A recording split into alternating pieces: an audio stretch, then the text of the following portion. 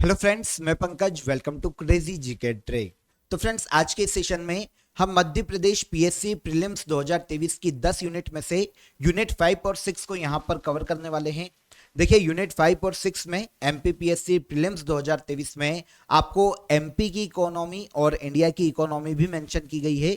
ये भी एक पर्टिकुलर टॉपिक दिए गए हैं जिसका वीडियो आपको पहले ही दिया जा चुका है। अगर आपने वो वीडियो नहीं देखा तो डिस्क्रिप्शन में मैंने आपको यहाँ पर लिंक दे दी है, नीचे जाइए, डिस्क्रिप्शन में आपको लिंक मिल जाएगी, वहां पर आप जाकर उस वीडियो को भी चेकआउट कर सकते हैं। यूनिट 5 और 6 में ही देखिए, एमपी की संवैधानिक व्यवस्था और भारत के संविधान से रिलेटेड पोर्शन भी पूछा जाने वाला है।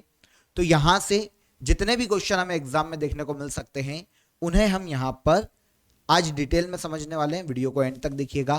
पीवाईक्यू भी यहां पर आपको मिलेंगे, जो प्रीवियस ईयर क्वेश्चन हैं वो भी हमने कवर किए हैं, और आने वाली एग्जाम के लिए जो एक्सपेक्टेड क्वेश्चन हैं इन दोनों पोर्शन के, वो भी हम यहां पर डिटेल में समझने वाले हैं। अगर आपने वीडियो एंड तक देख लिया, नॉर्मली देखिए यहां पर मैंने 100 क्वेश्चन कवर करवाए हैं, लेकिन अगर आप वीडियो को एंड तक देख लेते हैं तो आपके ऑलमोस्ट 500 क्वेश्चन यहां से इजीली कवर हो जाएंगे। इसीलिए वीडियो में एंड तक बने रहिएगा। वीडियो पसंद आए तो वीडियो को लाइक और शेयर कर दीजिएगा। तो यहां पर देखिए, यूनिट 5 और 6 से पहले मैंने आपको यूनिट 3 में एमपी की ज्योग्राफी पहले ही बता दी थी। वहां से जो क्वेश्चन पूछे जा सकते हैं वो मैं आपको पहले ही पढ़ा चुका हूं। और इसके पहले यूनिट 1, जहां पर एमपी की हिस्ट्री और एमपी का जो आर्ट और कल्चर है, साहित्य है, उसके बारे में भी हमने यहां पर डिस्कस किया था सबसे पहली यूनिट में। और वहां से जो क्वेश्चन आ सकते हैं उन्हें हम पहले ही डिस्कस कर चुके हैं। तो आज हम यहां पर यूनिट 5 और 6 में एमपी के संवैधानिक व्यवस्था और भारत के संविधान से रिलेटेड एमसीक्यूज को डिस्कस करेंगे। आगे बढ़ने से पहले आप सभी को एक अपडेट देता हूं। अगर आप मध्य प्रदेश जीके को डिटेल में पढ़ना चाहते हैं तो क्रेजी जीके ट्रिक के रूट एप्लीकेशन को आप प्ले स्टोर से डाउनलोड कर लीजिए। वहां पर उस एप्लीकेशन के अंदर इंटर करेंगे तो मेरा एमपी जीके का कोर्स वहां पर आपके लिए अवेलेबल है। आप इजीली बहुत ही नॉमिनल चार्जेस में इस कोर्स को वहां पर ज्वाइन कर सकते हैं। एमपी की जितनी भी एग्जाम है, चाहे वो पीएससी प्री मेंस हो या फिर स्टेट की अदर एग्जाम हो, सबके लिए एमपी जीके अगर आपने एक बार ये पढ़ लिया तो आपका कभी भी क्वेश्चन एग्जाम में गलत नहीं होगा। इसके अलावा रूट एप्लीकेशन पर ही आप सभी के लिए देखिए अलग अलग सब्जेक्ट के फाउंडेशन कोर्स अवेलेबल है। बहुत ही बेसिक से सभी सब्जेक्ट को वहां पर पढ़ाया गया है। इंडिया की या किसी भी स्टेट की एग्जाम के लिए आपके लिए ये सफिशिएंट होगा। बहुत ही बेसिक से पढ़ाया गया है। तो आपको करना क्या है, प्ले स्टोर से आप रूट एप्लीकेशन को डाउनलोड कर लीजिए इजीली, और वहां पर आप किसी भी कोर्स में एनरोल कर सकते हैं। आइए बिना देर किए शुरू करते हैं और यूनिट 5 और यूनिट 6 के एमपी की संवैधानिक व्यवस्था और भारत के संविधान के जो क्वेश्चन एग्जाम में पूछे जा सकते हैं उन्हें हम यहां पर समझना शुरू करते हैं। सबसे पहला क्वेश्चन देखिए, भारतीय संविधान का कौन सा अनुच्छेद राष्ट्रपति के महाभियोग से संबंधित प्रावधानों को प्रदान करता है? तो राष्ट्रपति पर महाभियोग आपने काफी बार सुना होगा, पीएससी बहुत बार रिपीट करती है इस क्वेश्चन को। देखिए, प्रेसिडेंट पर इम्पीचमेंट की प्रोसीजर क्या है अगर हम इसकी बात करें तो अगर राष्ट्रपति संवैधानिक उल्लंघन के दोषी पाए जाते हैं और उन्हें पद से हटाना है तो इंडियन कॉन्स्टिट्यूशन के आर्टिकल 61 में राष्ट्रपति पर महाभियोग की प्रक्रिया का उल्लेख किया गया है। मतलब प्रेसिडेंट को महाभियोग की प्रक्रिया के माध्यम से उनके पद से हटाया जा सकता है, इम्पीचमेंट कहा जाता है। प्रोसीजर कैसी है, तो अगर देखिए संविधान के उल्लंघन के प्रेसिडेंट दोषी पाए जाते हैं तो ऐसी कंडीशन में पार्लियामेंट या संसद के किसी भी सदन में उन पर महाभियोग की प्रोसीजर शुरू की जा सकती है, लेकिन इसकी जानकारी प्रेसिडेंट को 14 दिन पहले देनी पड़ेगी। याद रखिएगा, बहुत ही इंपॉर्टेंट है। अगर प्रेसिडेंट पर महाभियोग लाया जा रहा है पार्लियामेंट में तो प्रेसिडेंट को 14 दिन पहले इंफॉर्म करना पड़ेगा। प्रोसीजर किस आर्टिकल में, यह हमारा क्वेश्चन है, आर्टिकल 61। अब किसी भी पार्लियामेंट के किसी भी हाउस में लिया है प्रोसीजर को, 14 दिन पहले प्रेसिडेंट को सूचना दे दी। अब इसके बाद अगर पार्लियामेंट के दोनों हाउसेस में 2/3 मेजोरिटी, मतलब स्पेशल मेजोरिटी से महाभियोग पास हो जाता है दोनों हाउसेस में, तो फिर प्रेसिडेंट को उनका पद छोड़ना पड़ेगा। तो प्रेसिडेंट को हटाने की ये प्रोसीजर है इंडियन कॉन्स्टिट्यूशन के आर्टिकल 61 में, जिसे महाभियोग के नाम से जाना जाता है। Easy, okay. Second question, MP में पहली महिला राज्यपाल कौन थी? देखिए यहां पर थोड़ा सा ये पेचीदा मामला हो जाता है, थोड़े से आपको एमपी के राज्यपाल, मुख्यमंत्री, है ना, इनकी लिस्ट एक बार देख लीजिएगा।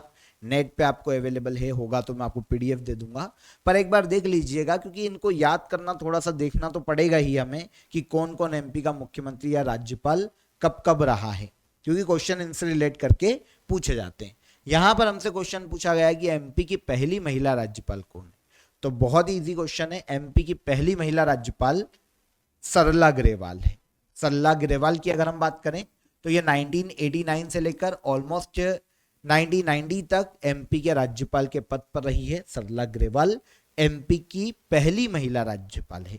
ओके, एमपी के मेन अगर हम राज्यपाल देखें तो यहां पर यह भी पूछा जा सकता है, पिछले क्वेश्चन पर आते हैं, यह भी पूछा जा सकता है कि एमपी के पहले राज्यपाल कौन, तो एमपी के सबसे पहले राज्यपाल पट्टाभी सीतारामैया। ओके, याद रखिएगा, पट्टाभी सीतारामैया रमैया, ये एमपी के पहले राज्यपाल है 1956 में। एमपी की पहली महिला राज्यपाल मिल जाती है, सरला ग्रेवाल है। इसके अलावा वर्तमान में अगर एमपी के राज्यपाल की बात करें तो मंगू भाई पटेल जो कि गुजरात से आते हैं, एमपी के वर्तमान में राज्यपाल के पद पर है। आगे हम बात करेंगे जब हमें उनसे रिलेटेड क्वेश्चन मिलेगा। आगे आइए, एमपी में ग्राम पंचायत घोषित होने के लिए न्यूनतम जनसंख्या कितनी है? तो देखिए एमपी में अगर ग्राम पंचायत घोषित किया जाना है किसी भी गांव को या किसी भी क्षेत्र की जगह को, तो उसके लिए न्यूनतम आबादी 1000 उस गांव की होनी चाहिए, तो उसे ग्राम पंचायत की श्रेणी में रखा जा सकता है। आंसर भी हो जाएगा। देखिए भारतीय संविधान में पहले पंचायती राज था नहीं, वैसे आर्टिकल 40 प्रावधान करता था, लेकिन वो राज्य की इच्छा पर डिपेंड करता था कि वो लागू करे या छोड़ दे, तो ऐसी कंडीशन में ना के बराबर था। आगे चलकर 73वें संविधान संशोधन 1992 के तहत भारतीय संविधान में पंचायती राज व्यवस्था को संवैधानिक दर्जा दिया गया और इसे शामिल किया गया भारतीय संविधान के भाग 9 में, अनुसूची 11 में। भाग 9 जुड़ा, भाग 9 में आर्टिकल 243 से लेकर 243 ओ तक के प्रावधान पंचायती राज की बात करते हैं और एक नया शेड्यूल भी जोड़ा गया जिसका नाम है अनुसूची 11, ये भी पंचायती राज व्यवस्था की ही बात करता है। ठीक है, अब संरचना देखते हैं। तो देखिए पहले ये चीज ध्यान रखिए कि पंचायत राज्य सूची का विषय है। राज्य सूची का विषय मतलब राज्य कानून बना सकता है। इंडियन कॉन्स्टिट्यूशन का 7वां शेड्यूल ये प्रावधान करता है कि अगर कोई स्टेट लिस्ट का विषय है तो स्टेट उस पर कानून बना सकता है। तो पंचायती राज व्यवस्था राज्य सूची का विषय है, सबसे पहला पॉइंट ये हो जाता है। भारत में त्रिस्तरीय पंचायती राज की व्यवस्था की गई है। त्रिस्तरीय पंचायती राज को लागू किए जाने की बात की गई है, लेकिन क्योंकि राज्य सूची का विषय है तो राज्य की इच्छा पर भी छोड़ा गया है कि वो बढ़ाया घटा सकती है, लेकिन नॉर्मली त्रिस्तरीय पंचायती राज है जिसमें ग्राम स्तर पर ग्राम पंचायत, ब्लॉक स्तर पर पंचायत समिति और उसके ऊपर जिला स्तर पर जिला परिषद का निर्माण किया जा सकता है। ठीक है, अब देखिए जिस राज्य की जनसंख्या 20 लाख के ऊपर हो तो वो त्रिस्तरीय पंचायती राज को अपनाए। अगर 20 लाख से कम किसी राज्य की जनसंख्या है तो वो 2 स्तरीय पंचायती राज को अपना सकता है, एक ग्राम स्तर पर ग्राम पंचायत और जिला स्तर पर जिला परिषद। तो बीच का ब्लॉक वाला सेक्शन मतलब पंचायत समिति को छोड़ सकता है अगर जनसंख्या 20 लाख से कम है किसी राज्य की तो। ओके, तो यहां पर यह समझ में आ गया त्रिस्तरीय पंचायती राज की व्यवस्था की गई है। अब इस त्रिस्तरीय पंचायती राज में देखो गांव स्तर पर ग्राम पंचायत, इसका मुखिया सरपंच होता है जो कि प्रत्यक्ष जनता के द्वारा चुना जाता है। पंचायत समिति जो कि ब्लॉक स्तर पर होती है, इसका मुखिया अध्यक्ष कहलाता है जो कि अप्रत्यक्ष रूप से चुना जाता है, मतलब सदस्यों द्वारा वोटिंग के आधार पर अध्यक्ष चुना जाता है, डायरेक्ट जनता वोट नहीं करती। फिर जिला परिषद सबसे ऊपरी सोपान पंचायती राज का, इसका अध्यक्ष प्रमुख जो है अध्यक्ष कहलाता है और यह भी अप्रत्यक्ष रूप से ही चुना जाता है। तो इस तरह से त्रिस्तरीय पंचायती राज की व्यवस्था भारतीय संविधान में की गई है। एमपी की बात करें तो एमपी में अगर ग्राम पंचायत का गठन किया जाना है तो उस गांव की जनसंख्या न्यूनतम 1000 होनी चाहिए। यह प्रावधान मध्य प्रदेश में देखने को मिलता है। ओके, तो यहां पर देखिए एमपी के संवैधानिक व्यवस्था, भारत का संविधान, एमपी में पंचायती राज, इससे रिलेटेड क्वेश्चन हमको यूनिट 5 और 6 में दिए गए हैं, है ना। ठीक है, मध्य प्रदेश में कितनी बार राष्ट्रपति शासन लागू किया गया? तो एमपी में देखिए, अगर राष्ट्रपति शासन की हम बात करते हैं तो एमपी में 3 बार राष्ट्रपति शासन लगाया गया है। आंसर हो जाएगा आंसर सी। कितनी बार? 3 बार। कब कब बात आती है? तो सबसे पहली बार लगाया गया 1977 में, फिर लगाया गया 1980 में, और फिर लगाया गया 1992 में। ये 3 बार एमपी में प्रेसिडेंट रूल लगा है।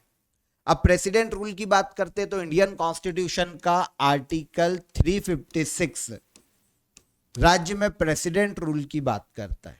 अगर कोई भी सरकार अल्पमत में है, अविश्वास प्रस्ताव पास हो जाता है, या फिर अल्पमत में आ जाती है, या फिर संवैधानिक व्यवस्था विफल हो जाती है, तो ऐसी कंडीशन में और नई गवर्नमेंट बनने के चांसेस नहीं होते, तो ऐसी गवर्नमेंट में राज्य में राष्ट्रपति शासन लगाया जा सकता है प्रेसिडेंट के द्वारा आर्टिकल 356 के तहत। तो एमपी में 3 बार राष्ट्रपति शासन लगाए। कभी क्वेश्चन ऐसा पूछा जा सकता है कि कब नहीं लगाया गया, तो इन 3 को छोड़ के जो भी ईयर दे दे समझ लेना उस वक्त नहीं लगाया गया। तो यहां पर ये याद रखना 1977, 1980 और 1992 में मध्य प्रदेश में राष्ट्रपति शासन लगाया जा चुका है। अब देखिए, सबसे पहले जब 1977 में राष्ट्रपति शासन लगा था तो 5th विधानसभा अस्तित्व में थी, उसको डिसॉल्व किया गया, राष्ट्रपति शासन लगा। और उसके बाद जो आई वो 6th विधानसभा थी, इनके मध्य में लगा। अब जिस मुख्यमंत्री के हटते साथ ही राष्ट्रपति शासन लगा, उस वक्त वो थे श्यामा चरण शुक्ल। मतलब श्यामा चरण शुक्ल के कार्यकाल में राष्ट्रपति शासन लगा था, और इस वक्त एमपी के राज्यपाल सत्यनारायण सिंह थे।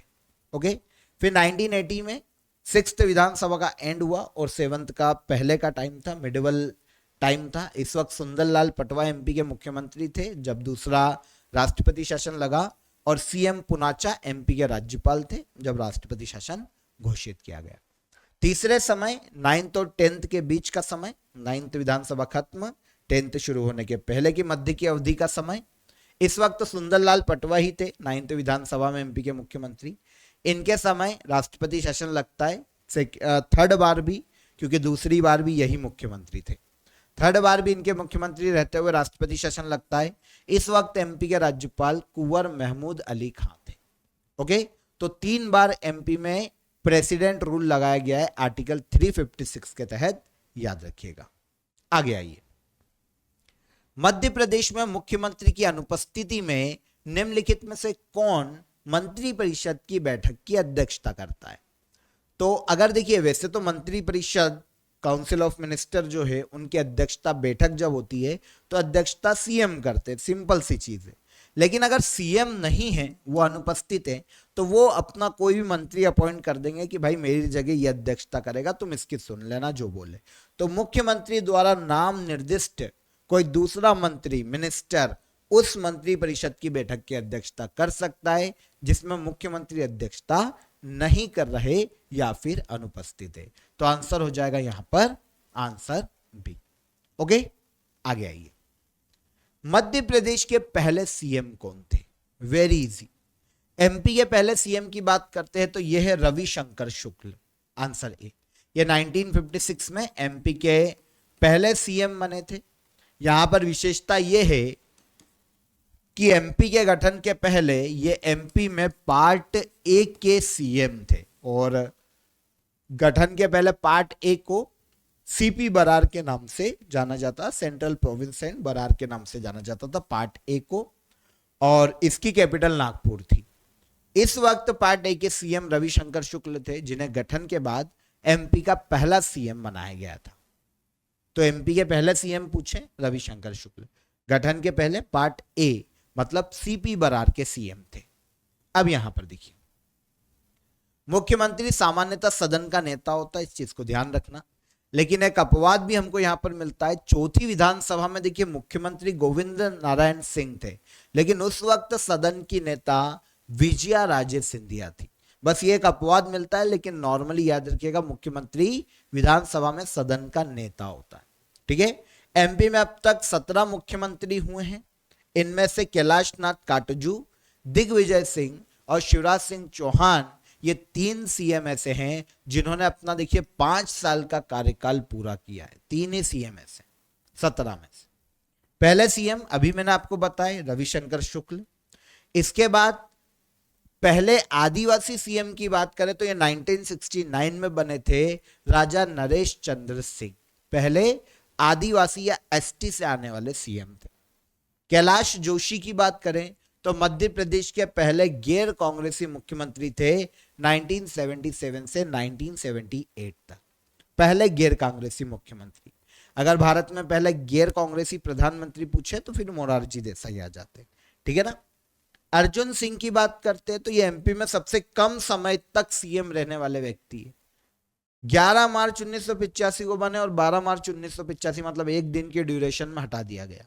तो अर्जुन सिंह सबसे कम समय तक एमपी के सीएम रहे। दिग्विजय सिंह पहले ऐसे सीएम जिन्होंने 10 साल का कार्यकाल लगातार पूरा किया। 1993 में बनते हैं और 2003 तक रहते हैं। इन्हीं के समय में सन 2000 में एमपी से छत्तीसगढ़ अलग होता है। तो एमपी के पुनर्गठन के समय सीएम कौन थे, तो ये दिग्विजय सिंह थे।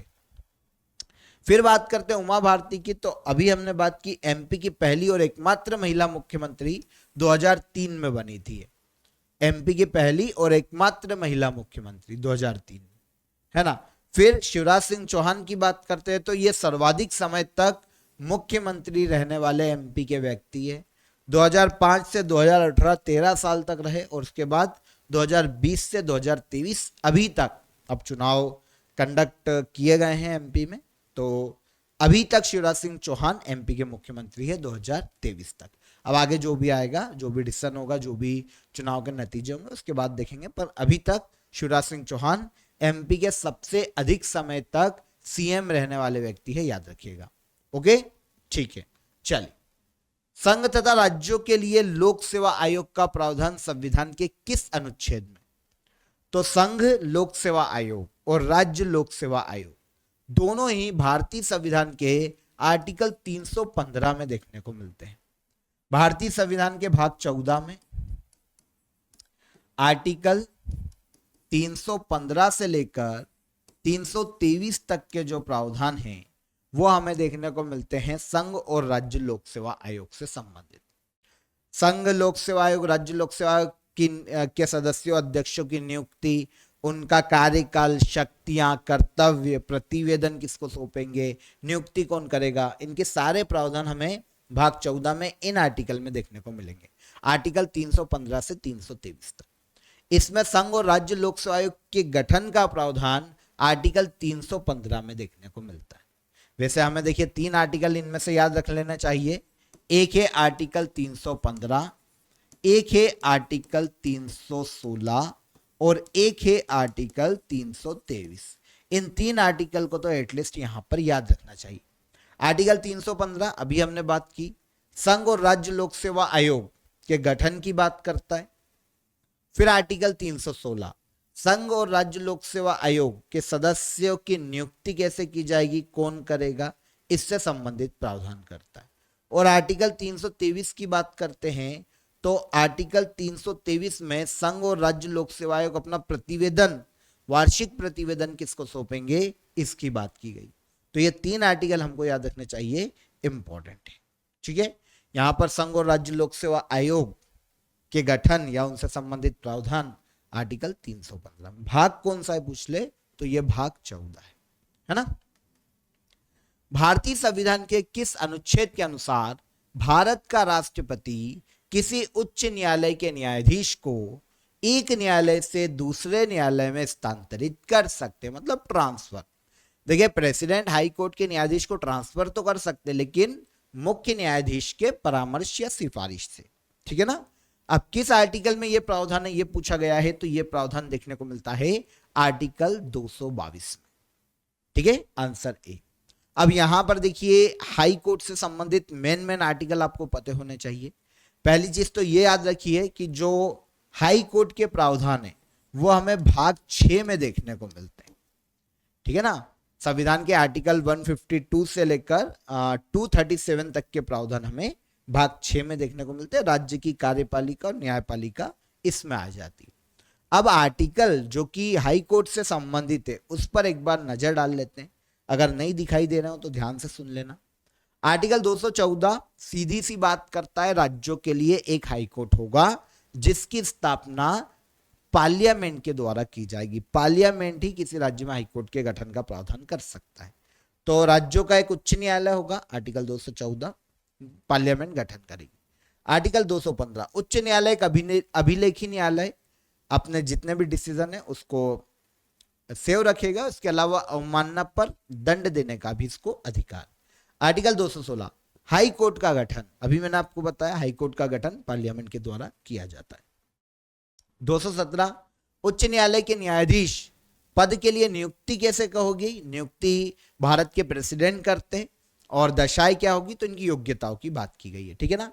नियुक्ति कौन करता है आर्टिकल 217 के तहत, तो ये याद रखिएगा आर्टिकल 217 के तहत जो हाईकोर्ट के न्यायाधीश है उनकी नियुक्ति भारत के प्रेसिडेंट के द्वारा की जाती है, ठीक है ना। सुप्रीम कोर्ट और हाईकोर्ट दोनों के जजेस की नियुक्ति प्रेसिडेंट करते हैं और दोनों को अगर अपना पद छोड़ना है तो त्यागपत्र भी प्रेसिडेंट को देंगे। लेकिन यहां पर एक छोटा सा अंतर यह है कि सुप्रीम कोर्ट के जज अपने पद की शपथ राष्ट्रपति के सामने लेते हैं, लेकिन हाईकोर्ट का जो जज है वो अपने पद की शपथ संबंधित राज्य के राज्यपाल के सामने लेता है। बस ये अंतर है, ध्यान रखिएगा। 219 उच्च न्यायालय के न्यायाधीशों का शपथ किसके सामने लेंगे, राज्यपाल के सामने। 221 न्यायाधीशों का वेतन कहां से दिया जाएगा, आर्टिकल 222 किसी न्यायाधीश का एक उच्च न्यायालय से दूसरे उच्च न्यायालय में ट्रांसफर किया जाना, अभी हमने इसकी बात की। 223 कार्यवाहक मुख्य न्यायाधीश की नियुक्ति की जा सकती है। 224 अतिरिक्त एवं कार्यवाहक न्यायाधीशों की नियुक्ति की जा सकती है, 224 में यह प्रावधान है। फिर 226 रिट जारी करने की हाईकोर्ट की शक्ति है मौलिक अधिकारों के उल्लंघन पर, मैंने आपको काफी बार बताया। आर्टिकल 32 के तहत सुप्रीम कोर्ट रिट जारी कर सकता है मौलिक अधिकारों के उल्लंघन पर, और 226 के तहत हाईकोर्ट रिट जारी कर सकता है मौलिक अधिकारों के उल्लंघन पर। और 231 दो या अधिक राज्यों के लिए एक साझा हाईकोर्ट स्थापित किया जा सकता है, जैसा पंजाब और हरियाणा के लिए एक चंडीगढ़ हाईकोर्ट कॉमन है ना। तो इस तरह से दो या अधिक राज्यों के लिए एक साझा हाईकोर्ट स्थापित किया जा सकता है, यह प्रावधान किया गया है, ठीक है ना। पंजाब हाईकोर्ट के नाम से उसे जाना जाता है। आगे आइए, जवाहरलाल नेहरू ने संविधान सभा में उद्देश्य प्रस्ताव कब प्रस्तुत किया था, तो जवाहरलाल नेहरू ने संविधान सभा में जो उद्देश्य प्रस्ताव रखा था वो रखा था 13 दिसंबर 1946 को। देखिए सबसे पहली बैठक कब हुई थी संविधान सभा की, तो यह हुई थी 9 दिसंबर, ठीक है 1946। फिर इसके बाद लगातार बैठक चलती है, 10 दिसंबर, 11 दिसंबर, 12 दिसंबर, 13 दिसंबर। तो 9 दिसंबर को पहली बैठक होती है संविधान सभा की। अस्थायी अध्यक्ष चुने जाते हैं, कौन, सच्चिदानंद सिन्हा। दूसरी बैठक होती है 10 दिसंबर और 11 दिसंबर को तीसरी बैठक होती है, और इस दिन स्थायी अध्यक्ष संविधान सभा के चुने जाते हैं राजेंद्र प्रसाद जी। फिर 12 दिसंबर को फिर बैठक होती है और फिर 13 दिसंबर को पांचवी बैठक होती है, और 13 दिसंबर 1946 को जवाहरलाल नेहरू के द्वारा संविधान सभा में उद्देश्य प्रस्ताव रखा जाता है, ठीक है। रखा संविधान सभा में ये 13 दिसंबर 1946 को गया है, लेकिन इसे संविधान सभा के द्वारा 22 जनवरी 1947 को स्वीकार किया गया था, ये याद रखिएगा। संविधान सभा के सामने उद्देश्य प्रस्ताव जवाहरलाल नेहरू ने 13 दिसंबर 1946 को पांचवी बैठक में रखा और इसे स्वीकार किया गया संविधान सभा के द्वारा 22 जनवरी 1947 को, ठीक है ना। आगे बढ़ते हैं, भारतीय संविधान का 51वां संशोधन प्रावधान करता है। तो भारतीय संविधान में जो 51वां संविधान संशोधन है, इसके बारे में एक चीज ध्यान रखना कि इसके तहत मंत्रिपरिषद की संख्या को सीमित किया गया था, और ये जो संशोधन है ये किया गया था 2003।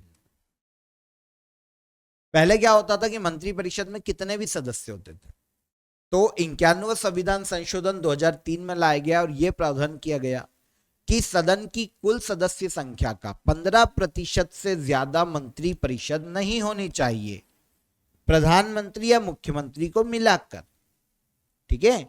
अगर सेंट्रल में लोकसभा की बात करें तो लोकसभा में जितने भी मेंबर है उनमें से उनका जो टोटल संख्या है 100%, 15% से ज्यादा मंत्रिपरिषद नहीं होनी चाहिए। और सेम अगर राज्य की विधानसभा में होता तो मुख्यमंत्री को मिलाकर ये जो डेटा है वो 15% का है अधिकतम। मंत्रिपरिषद की सदस्य संख्या को सीमित किया गया, लिमिटेड किया गया 91वें संविधान संशोधन 2003 के माध्यम से। इसके अलावा दल बदल जो कि 52वें संविधान संशोधन 1985 में लाया गया था, उसके एक प्रावधान को भी बदला गया। वहां पर प्रावधान किया गया था कि अगर कोई पार्टी के मेंबर, 1/3 मेंबर किसी पार्टी को छोड़कर दूसरी पार्टी में जाते हैं तो उन्हें दल बदल के आधार पर निर्योग्य घोषित नहीं किया जाएगा, बल्कि उसे एक मर्जर की प्रोसीजर माना जाएगा। लेकिन 91 अमेंडमेंट एक्ट 2003 में यह प्रावधान किया गया कि भैया 1/3 नहीं बल्कि 2/3 मेंबर अगर किसी पार्टी को छोड़कर अन्य पार्टी में जाते हैं तो मर्जर माना जाएगा, उससे कम है तो दल बदल के आधार पर निर्योग्य घोषित किए जा सकते हैं। तो ये हल्का सा प्रावधान चेंज हुआ था दल बदल वाला 91वें संविधान संशोधन में, लेकिन जो मूल चीज थी वो ये था कि मंत्रिपरिषद की सदस्य संख्या को लिमिटेड किया गया, सीमित किया गया। किस संविधान संशोधन के माध्यम से पूछ लिया जाए तो याद रखिएगा 91वां संविधान संशोधन किस वर्ष किया गया था, तो यह 2003 में किया गया था। इसके बाद आगे आ जाते हैं, किस अधिनियम ने प्रांतों में द्वैध शासन प्रणाली की स्थापना की। तो देखिए प्रांतों में द्वैध शासन की अगर हम बात करते हैं तो यह लाया गया था 1919 के भारत शासन अधिनियम के माध्यम से। 1919 का भारत शासन अधिनियम ही मॉन्टेग्यू चेम्सफोर्ड सुधार के नाम से जाना जाता है, क्योंकि उस वक्त लॉर्ड मॉन्टेग्यू भारत सचिव के पद पर थे और लॉर्ड चेम्सफोर्ड भारत के वायसराय के पद पर थे। इसीलिए 1919 के एक्ट को मॉन्टेग्यू चेम्सफोर्ड सुधार के नाम से जाना जाता है। इसी एक्ट के माध्यम से सबसे पहली बार प्रांतों में द्वैध शासन की शुरुआत की गई थी। प्रांतों को और अधिक स्वायत्तता देने के लिए और अधिक अधिकार देने के लिए जो विषय थे उन्हें 2 भागों में बांट दिया गया। डबल शासन की स्थापना की गई। एक जो विषय थे वो थे आरक्षित विषय और एक जो थे वो संरक्षित स्थानांतरित विषय थे। आरक्षित विषय और स्थानांतरित विषय। आरक्षित विषय वो विषय जो कि देखिए डायरेक्ट गवर्नर अपने एक परिषद के माध्यम से कंट्रोल करता था या डिसीजन मेकर के रूप में काम करता था। मतलब ऐसे जो आरक्षित विषय में जो सब्जेक्ट थे, फॉर एग्जांपल वित्त से संबंधित, राजस्व से संबंधित, कानून व्यवस्था से संबंधित जो मामले थे, वहां पर गवर्नर डायरेक्ट कंट्रोल करता था, डिसीजन मेकर के रूप में काम करता था। तो ये विषय आरक्षित विषय थे। इसके अलावा दूसरे जो स्थानांतरित विषय थे वो राज्य की विधान परिषद को दिए गए। विधान परिषद उस पर डिसीजन मेकर के रूप में काम कर सकती थी, जैसे एग्रीकल्चर, स्वास्थ्य, हेल्थ से संबंधित मामले, एजुकेशन से संबंधित मामले, इस पर राज्य की विधान परिषद डिसीजन ले सकती थी। और आरक्षित विषय में जो सब्जेक्ट शामिल किए गए उस पर राज्यपाल उसकी परिषद के माध्यम से डिसीजन मेकर के रूप में काम करता था। तो इस तरह से प्रांतों में द्वैध शासन की स्थापना की गई। राज्य की विधान परिषद के पास अल्टीमेटली कुछ अधिकार ज्यादा है, इसलिए इसे प्रांतों में द्वैध शासन के नाम से जाना जाता है। आगे चलकर 1935 के एक्ट के माध्यम से प्रांतों में द्वैध शासन को खत्म कर दिया जाता है और फिर केंद्र में द्वैध शासन को लागू किया जाता है। तो दोनों क्वेश्चन में कंफ्यूज मत होना। अगर क्वेश्चन आता है प्रांतों में द्वैध शासन किस एक्ट के माध्यम से, तो 1919 के एक्ट के माध्यम से, और केंद्र में द्वैध शासन 1935 के एक्ट के माध्यम से। अगर क्वेश्चन ऐसा आ जाए कि राज्यों में द्वैध शासन किस एक्ट के माध्यम से समाप्त किया गया, तो 1935 इस एक्ट के माध्यम से प्रांतों में समाप्त कर दिया गया और केंद्र में फिर उसे लागू कर दिया गया। तो यहां पर हमारा क्वेश्चन प्रांतों में द्वैध शासन से है, तो आंसर बी हो जाएगा। इसके अलावा 1919 के एक्ट के माध्यम से ही केंद्र में द्विसदनी विधायिका की भी व्यवस्था की गई थी। यह भी इंपॉर्टेंट हो जाता है। केंद्र में सबसे पहली बार द्विसदनी विधायिका 1919 के एक्ट के माध्यम से लाई गई थी और राज्य और केंद्र के अलग अलग बजट का प्रावधान भी 1919 के एक्ट के माध्यम से ही किया गया था। क्लियर हो जाता है। भारत के संविधान के अनुच्छेद 51A के उपबंधों के तहत प्रयुक्त पालन एवं आदर शब्द किससे संबंधित है? तो देखिए आप सभी जानते हैं कि आर्टिकल 51A जो है वो फंडामेंटल ड्यूटीज की बात करता है। अब फंडामेंटल ड्यूटीज में आपको पता है 11 प्रकार की फंडामेंटल ड्यूटीज है। अगर आप उनको पढ़ोगे तो पर्टिकुलर ये वर्ड आपको वहां पर यूज होते हुए दिखाई देंगे, पालन एवं आदर। अब ये जो वर्ड है फ्रेंड्स, पालन एवं आदर, संविधान से संबंधित है फंडामेंटल ड्यूटीज में। उसमें कहा गया है प्रॉपर, अगर हम लाइन देखें तो हम संविधान का पालन करेंगे और उसमें जितनी भी संस्थाएं दी गई है, संवैधानिक संस्था, जितने भी संवैधानिक पद दिए गए हैं, कॉन्स्टिट्यूशनल जितने भी पोस्ट है, उनका आदर करेंगे।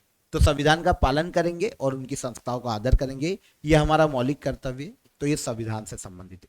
इसके अलावा भारत की प्रभुता, एकता और अखंडता की रक्षा करेंगे। तो यहां पर रक्षा वर्ड यूज हुआ। सामसिक संस्कृति की या सामरिक संस्कृति की गौरवशाली परंपरा का महत्व समझेंगे और उसकी रक्षा का प्रयास करेंगे। प्राकृतिक पर्यावरण की रक्षा करेंगे और उसके संवर्धन का कार्य करेंगे। तो ये हमारे मौलिक कर्तव्य, फंडामेंटल ड्यूटीज है। पालन एवं आदर शब्द संविधान से रिलेट करता है भारतीय संविधान में, मौलिक कर्तव्यों में या फंडामेंटल ड्यूटीज में। आगे आइए।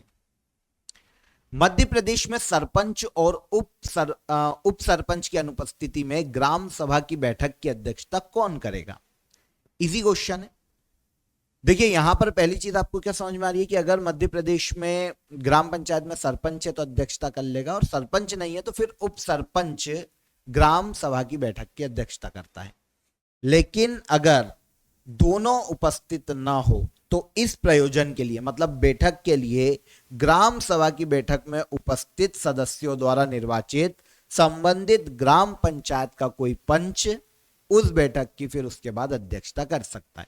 मतलब ग्राम सभा की बैठक में जो उपस्थित सदस्य वो आपस में मिलकर किसी भी पंच को ग्राम पंचायत की या ग्राम सभा की बैठक की अध्यक्षता का अधिकार दे सकते हैं वोटिंग के माध्यम से। तो आंसर हो जाएगा यहां पर आंसर डी।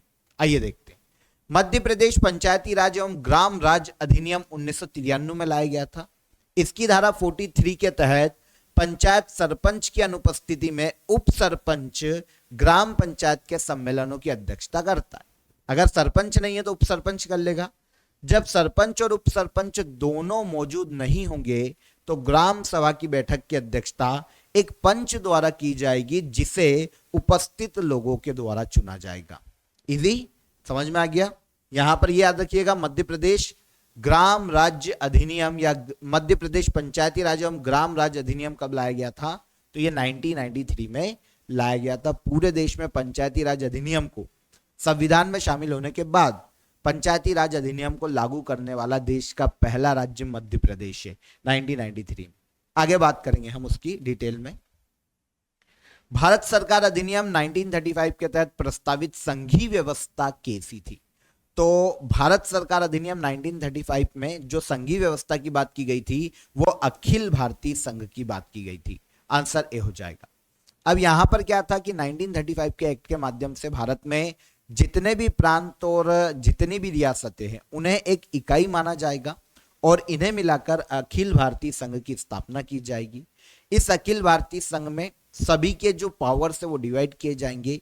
इस कंडीशन में 3 सूचियों के गठन का प्रावधान किया गया था। स्टेट लिस्ट, राज्य सूची, यूनियन लिस्ट, संघ सूची और समवर्ती सूची, कंकरेंट लिस्ट। इन 3 लिस्ट की बात की गई थी। राज्य सूची के विषय पर राज्य कानून बना सकते थे, संघ सूची के विषय पर सेंट्रल कानून बनाता, और जो समवर्ती सूची के विषय पर दोनों कानून बनाते। तो ये अखिल भारतीय संघ का जो प्रावधान है वो भारत सरकार अधिनियम 1935 में लाया गया था। हालांकि इसे देश में लागू नहीं किया जा सका, पर लाया गया था। और इसके अलावा जो अवशिष्ट विषय थे, जो ऐसे विषय जो तीनों लिस्ट में नहीं थे, उनका जो पावर है वो वायसराय के हाथ में दिया गया था। किस एक्ट के माध्यम से? भारत सरकार अधिनियम 1935 के माध्यम से। आपको यह भी याद रखना चाहिए कि government of India act 1935 Bharat के संविधान का मूल आधार है, भारत के संविधान का मुख्य स्रोत है। भारतीय संविधान में अधिकतर प्रावधानों को किस एक्ट के माध्यम से लिया गया है, क्वेश्चन आ जाए तो ये 1935 का गवर्नमेंट ऑफ इंडिया एक्ट है, याद रखिएगा। जवाहरलाल नेहरू ने भारत की संविधान सभा की किस बैठक में उद्देश्य प्रस्ताव रखा था? तो जवाहरलाल नेहरू ने देखिए 5वीं बैठक में उद्देश्य प्रस्ताव रखा था भारतीय संविधान सभा के सामने। जो पहली बैठक है देखिए मैंने आपको पहले ही बताया 9 तारीख को हुई थी, 9 दिसंबर 1946। दिसंबर 1946 यह पहली बैठक है संविधान सभा की। फिर 10 दिसंबर को हुई, 11, 12 और 13। 13 दिसंबर को जो 5वीं बैठक होती है 1946 में, उस दिन जवाहरलाल नेहरू संविधान सभा के सामने उद्देश्य प्रस्ताव को रखते हैं। आगे चलकर देखिए रखा गया 13 दिसंबर 1946 को, और आगे चलकर 22 जनवरी 1947 को इसे संविधान सभा के द्वारा अपनाया गया था। तो दोनों चीजों को याद रखिएगा। रखा कब गया? संविधान सभा के सामने उद्देश्य प्रस्ताव 13 दिसंबर 1946 पांचवी बैठक थी। किसके द्वारा? जवाहरलाल नेहरू के द्वारा। और संविधान सभा के द्वारा अपनाया कब गया? तो इसे अपनाया गया 22 जनवरी 1947 को। ओके। भारतीय संसद किससे मिलकर बनता है? Easy question. कंफ्यूज मत होइएगा क्या होता है। बहुत बार स्टूडेंट समझते हैं भारतीय संसद मतलब राज्यसभा और लोकसभा मिलकर पार्लियामेंट बन जाती है, लेकिन भारतीय संसद में प्रेसिडेंट भी शामिल होते हैं, इसे याद रखिएगा। पार्लियामेंट तब तक अधूरी है जब तक हम उसमें प्रेसिडेंट को शामिल नहीं करते। तो राज्यसभा और लोकसभा के अलावा राष्ट्रपति भी पार्लियामेंट का अंग है, क्योंकि बिना राष्ट्रपति के साइन के कोई भी बिल कानून नहीं बनता। ऐसी कंडीशन में अगर हम राष्ट्रपति को पार्लियामेंट से हटा दे तो पार्लियामेंट का तो अस्तित्व ही खतरे में आ जाएगा, क्योंकि राज्यसभा और लोकसभा कानून बनाने के लिए, और ये तब तक कोई कानून नहीं बना पाएंगे तब तक प्रेसिडेंट का कोई साइन ना मिले। तो इसीलिए राष्ट्रपति भी पार्लियामेंट का अभिन्न अंग होता है। हालांकि यहां पर एक चीज नोट कीजिएगा कि प्रेसिडेंट दोनों में से किसी भी सदन का या हाउस का मेंबर नहीं होता। प्रेसिडेंट कभी भी मेंबर ऑफ पार्लियामेंट नहीं होता, लेकिन फिर भी वो पार्लियामेंट का अंग माना जाता है। तो प्रेसिडेंट, राज्यसभा और लोकसभा ये तीनों मिलकर पार्लियामेंट का निर्माण करते हैं। भारतीय संविधान का कौन सा अनुच्छेद अस्पृश्यता को समाप्त करता है? छुआछूत को समाप्त करने की बात की गई है मौलिक अधिकारों में आर्टिकल 17 में। आर्टिकल 17 में कहा गया है कि भारत में किसी भी जगह पर कहीं भी किसी भी व्यक्ति से छुआछूत के आधार पर भेदभाव नहीं किया जा सकता। आया समझ में? इजी था। यहां पर और कोई कंडीशन नहीं है, नहीं किया जा सकता मतलब नहीं किया जा सकता। आर्टिकल 17 ये प्रावधान करता है, अस्पृश्यता के अंत की बात करता है। अन्य आर्टिकल देखते तो आर्टिकल 14 विधि के समक्ष समानता की बात करता है। कानून या लॉ के सामने सभी व्यक्ति समान है और समान रूप से उनको ट्रीट किया जाएगा। हालांकि सब क्लॉज में उसके कुछ अलग चीजें भी हैं, पर अभी हम डिटेल में डिस्कस नहीं कर रहे हैं, तो केवल इतना याद रख लेते हैं कि कानून के समक्ष हर व्यक्ति समान है, समता का अधिकार आर्टिकल 14 संविधान में मौलिक अधिकारों में दिया गया है। आर्टिकल 15 धर्म, जाति, लिंग, जन्म स्थान और मूल वंश के आधार पर भेदभाव नहीं किया जाएगा। 5 आधार दिए गए हैं आर्टिकल 15 में। जन्म मूल वंश, लिंग के आधार पर, जन्म स्थान के आधार पर, मूल वंश के आधार पर 5 आधार दिए गए हैं आर्टिकल 15 में। 5 आधारों पर देश में किसी से भी भेदभाव नहीं किया जा सकता, ठीक है ना। इसके अलावा जो शिक्षा संस्थाएं उनमें भेदभाव नहीं किया जाएगा, मतलब मोस्टली शिक्षा संस्थाओं में भेदभाव नहीं किया जाएगा, ये आर्टिकल 15 ये प्रावधान करता है। हालांकि कुछ सब क्लॉज भी यहाँ पर दिए गए हैं। जब हम इंटरनली इनके सब क्लॉज देखते हैं तो वहां पर फिर आरक्षण की भी बात की गई है, SC ST OBC या फिर EWS को आरक्षण, तो वो सब क्लॉज में दिया गया है। लेकिन शिक्षा संस्थाओं में भेदभाव नहीं किया जाएगा। और आर्टिकल 17 की अगर हम बात करते हैं तो स्पष्टता का अंत है। और आर्टिकल 19 की बात करते हैं तो अभिव्यक्ति की स्वतंत्रता की बात की गई है आर्टिकल 19 में। चलिए, निम्नलिखित में से किस प्रकार के न्यायाधीशों को भारत के सर्वोच्च न्यायालय में नियुक्त किया जा सकता है? तो देखिए, भारतीय संविधान के भाग 5 में आपको यह समझना पड़ेगा, सुप्रीम कोर्ट की बात की गई है। भाग 5 में आर्टिकल 124 से लेकर 147 तक के जो प्रावधान है भाग 5 में, वो सुप्रीम कोर्ट से संबंधित है, सारे सुप्रीम कोर्ट। इसमें आर्टिकल 124 सुप्रीम कोर्ट की बात करता है।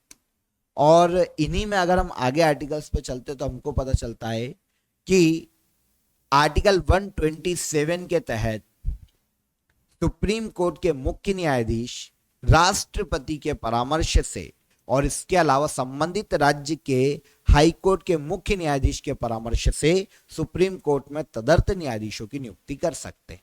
कौन कर सकते हैं? सुप्रीम कोर्ट के मुख्य न्यायाधीश। वैसे आपको ये यहाँ पर थोड़ा सा चीजें समझनी पड़ेगी कि देखिए, सुप्रीम कोर्ट और हाई कोर्ट के न्यायाधीशों की नियुक्ति राष्ट्रपति के द्वारा की जाती है, लेकिन तदर्थ न्यायाधीशों की नियुक्ति सुप्रीम कोर्ट के चीफ जस्टिस करते हैं। हालांकि राष्ट्रपति से सलाह लेते हैं, परामर्श लेते हैं, और जिस भी राज्य से बुला रहे हैं तदर्थ न्यायाधीश को, उस राज्य के हाई कोर्ट के मुख्य न्यायाधीश से भी सलाह करते हैं। फिर आता है आर्टिकल 128 सेवानिवृत्त न्यायाधीशों की नियुक्ति सुप्रीम कोर्ट में, जो रिटायर हो गए। ऐसे जजेस, अगर बर्डन ज्यादा है काम का योग्यता की जरूरत है अभी हमको। अब जो अनुभवी है वो रिटायर हो गए तो क्या उनकी योग्यता जाने दे क्या? नहीं। तब सेवानिवृत्त न्यायाधीशों को भी बुलाया जा सकता है काम के लिए सुप्रीम कोर्ट में। ऐसी कंडीशन में सेवानिवृत्त या रिटायर जो जज हैं उनकी नियुक्ति भी चीफ जस्टिस ऑफ इंडिया करते हैं राष्ट्रपति के परामर्श से, आर्टिकल 128। तो यहां पर दोनों ही सत्य हो जाते हैं, आंसर सी हो जाएगा। दोनों ही प्रकार के न्यायाधीशों की नियुक्ति सुप्रीम कोर्ट में की जा सकती है। निम्नलिखित में से किस संविधान संशोधन अधिनियम ने मौलिक अधिकारों की सूची से संपत्ति के अधिकार को हटाया? इजी क्वेश्चन है लेकिन बहुत ही इंपॉर्टेंट है। जितने भी अमेंडमेंट हुए आपको वो पढ़ के जाना चाहिए। अमेंडमेंट मैंने आपको काफी बार पढ़ा भी दिया। आप क्रेजी जी के ट्रिक के यूट्यूब चैनल पर आप विजिट कीजिए, वहां पर आपको सारे की सारे पॉलिटी के वीडियो अवेलेबल है। वहां पर मैंने संविधान संशोधन का एमसीक्यू भी आपको पूरा पढ़ाया था।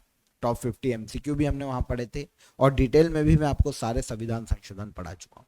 तो अगर आपने वो वीडियो देखे होते तो आप इजीली बता देते कि 44 अमेंडमेंट एक्ट 1978 में लाया गया था और इस एक्ट के माध्यम से संविधान संशोधन किया गया था। इस संविधान संशोधन के माध्यम से 1978 में संपत्ति के अधिकार को मौलिक अधिकार से हटाया गया। पहले संविधान में संपत्ति का अधिकार एक मौलिक अधिकार हुआ करता था, लेकिन 7वां मौलिक अधिकार था भारतीय संविधान। लेकिन आगे चलकर 44 अमेंडमेंट एक्ट किया गया 1978 में और संपत्ति के अधिकार को 300A में शामिल किया गया और एक विधिक अधिकार बना दिया गया। अब संपत्ति का अधिकार मौलिक अधिकार नहीं है। कभी क्वेश्चन ऐसा आता है मूल संविधान में कितने मौलिक अधिकार थे, तो 7 थे। आगे चलकर 44 अमेंडमेंट एक्ट के माध्यम से संपत्ति के अधिकार को मौलिक अधिकारों में से हटा दिया गया आर्टिकल 31 से और उसे शामिल किया गया 300A में और इससे एक विधिक अधिकार बना लिया गया। क्लियर? लीगल राइट है अभी।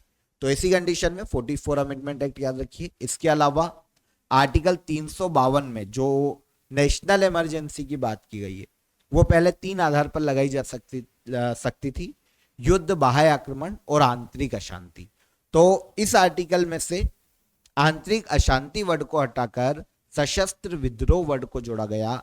ये भी 44 अमेंडमेंट एक्ट ही था। तो दोनों याद रखिए, संपत्ति के अधिकार को मौलिक अधिकार से हटाया गया और आर्टिकल 352 से आंतरिक अशांति से रिप्लेस किया गया सशस्त्र विद्रोह को। ठीक है, चल तो आंसर सी हो जाता।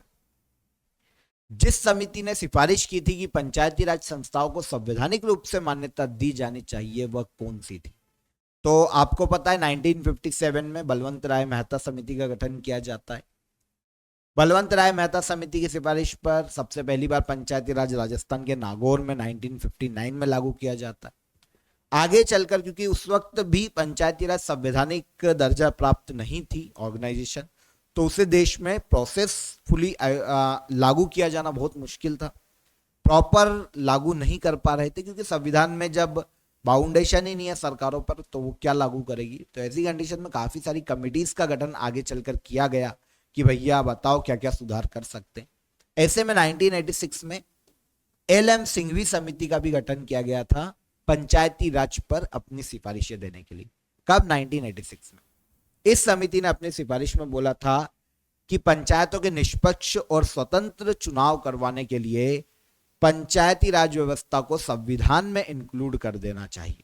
सबसे पहली बार यह सिफारिश LM सिंघवी समिति ने की थी 1986 में कि भैया पंचायती राज को संवैधानिक दर्जा दिया जाना चाहिए और इसके अलावा ग्राम सभा या ग्राम पंचायत जो है उसे वित्त और ज्यादा दिया जाना चाहिए, वित्त की व्यवस्था ज्यादा की जानी चाहिए ताकि ग्राउंड लेवल पर गांव डेवलप हो सके और पंचायती राज को हम सक्सेसफुली जो इसके लक्ष्य उसको प्राप्त कर सके।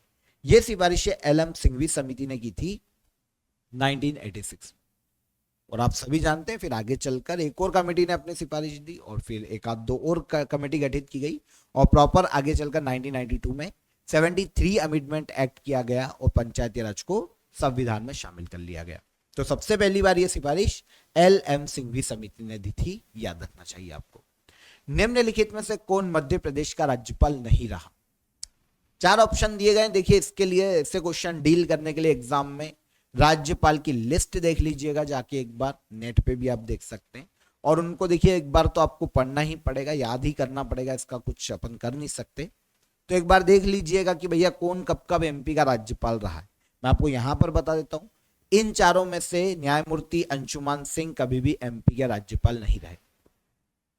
मुख्यमंत्री और राज्यपाल, इन दो की लिस्ट तो एक एटलीस्ट आपको याद होने चाहिए, क्योंकि देखिए क्वेश्चन ऐसा भी आ रहा है कि इनमें से कौन कभी एमपी का सीएम नहीं रहा, तब आपको 3 सीएम के ऑप्शन दे देंगे और एक कोई राज्यपाल का पटक देंगे।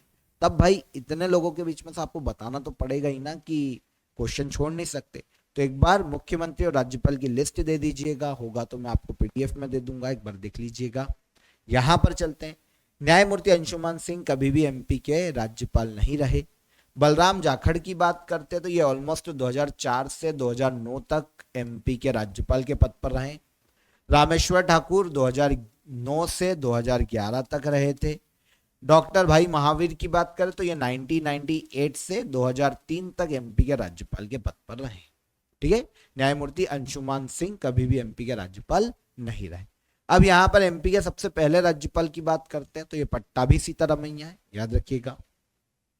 एमपी के पहले कार्यवाहक राज्यपाल पूछे जाए तो डॉक्टर पीवी दीक्षित एमपी के पहले एक्टिंग गवर्नर के पद पर काम कर चुके हैं। प्रथम महिला राज्यपाल श्रीमती सरला ग्रेवाल है, और इसके अलावा वर्तमान राज्यपाल मंगूभाई पटेल है एमपी में, जो कि गुजरात के रहने वाले हैं। 2021 से एमपी के राज्यपाल के पद पर है। पंचायती राज विषय संविधान की किस सूची के अंतर्गत आता है? तो भारतीय संविधान के 7वें शेड्यूल में 3 सूचियों की बात की गई है, राज्य सूची, संघ सूची और संवर्ती सूची। पंचायती राज व्यवस्था की बात करें तो पहले भी मैंने आपको बताया कि यह राज्य सूची का विषय है, स्टेट लिस्ट का विषय है। मतलब पंचायती राज पर कानून बनाने का जो अधिकार है वो राज्य को दिया गया। यह तो संवैधानिक व्यवस्था में, संविधान में उल्लेख है, लेकिन वहां पर प्रावधान किया गया कि भैया इसे स्टेट लिस्ट में इंक्लूड किया जाता है, और अब राज्य पंचायती राज पर कानून बना सकते हैं। तो आंसर हो जाएगा आंसर बी। कभी क्वेश्चन ऐसा आ जाए कि पंचायतों का चुनाव कौन करवाता है, तो याद रखिएगा पंचायतों का चुनाव देश में किसी भी राज्य में राज्य निर्वाचन आयोग करवाता है। कौन करवाता है? राज्य निर्वाचन आयोग के द्वारा पंचायतों का चुनाव करवाया जाता है। राज्य की विधानसभा तक के जो चुनाव है, विधानसभा, और उसके ऊपर फिर राष्ट्रपति, उपराष्ट्रपति, लोकसभा और राज्यसभा के चुनाव, राज्य की विधानसभा के चुनाव, ये चुनाव राष्ट्रीय निर्वाचन आयोग कंडक्ट करवाता है। लेकिन इसके नीचे, मतलब विधानसभा के नीचे के जितने भी चुनाव हैं स्टेट के अंदर, मंडी चुनाव, पंचायत चुनाव, है ना, म्युनिसिपैलिटीज चुनाव, तो ये सब जो चुनाव है वो राज्य निर्वाचन आयोग करवाता है, याद रखिएगा। अभी यहां पर ये देख लेते हैं कि पंचायती राज राज्य सूची का विषय है। संविधान के किस भाग में पंचायती राज से संबंधित प्रावधान लागू किए गए? इजीली बता दोगे। अमेंडमेंट कौन सा है? तो 73वां संविधान संशोधन लाया गया था। कब?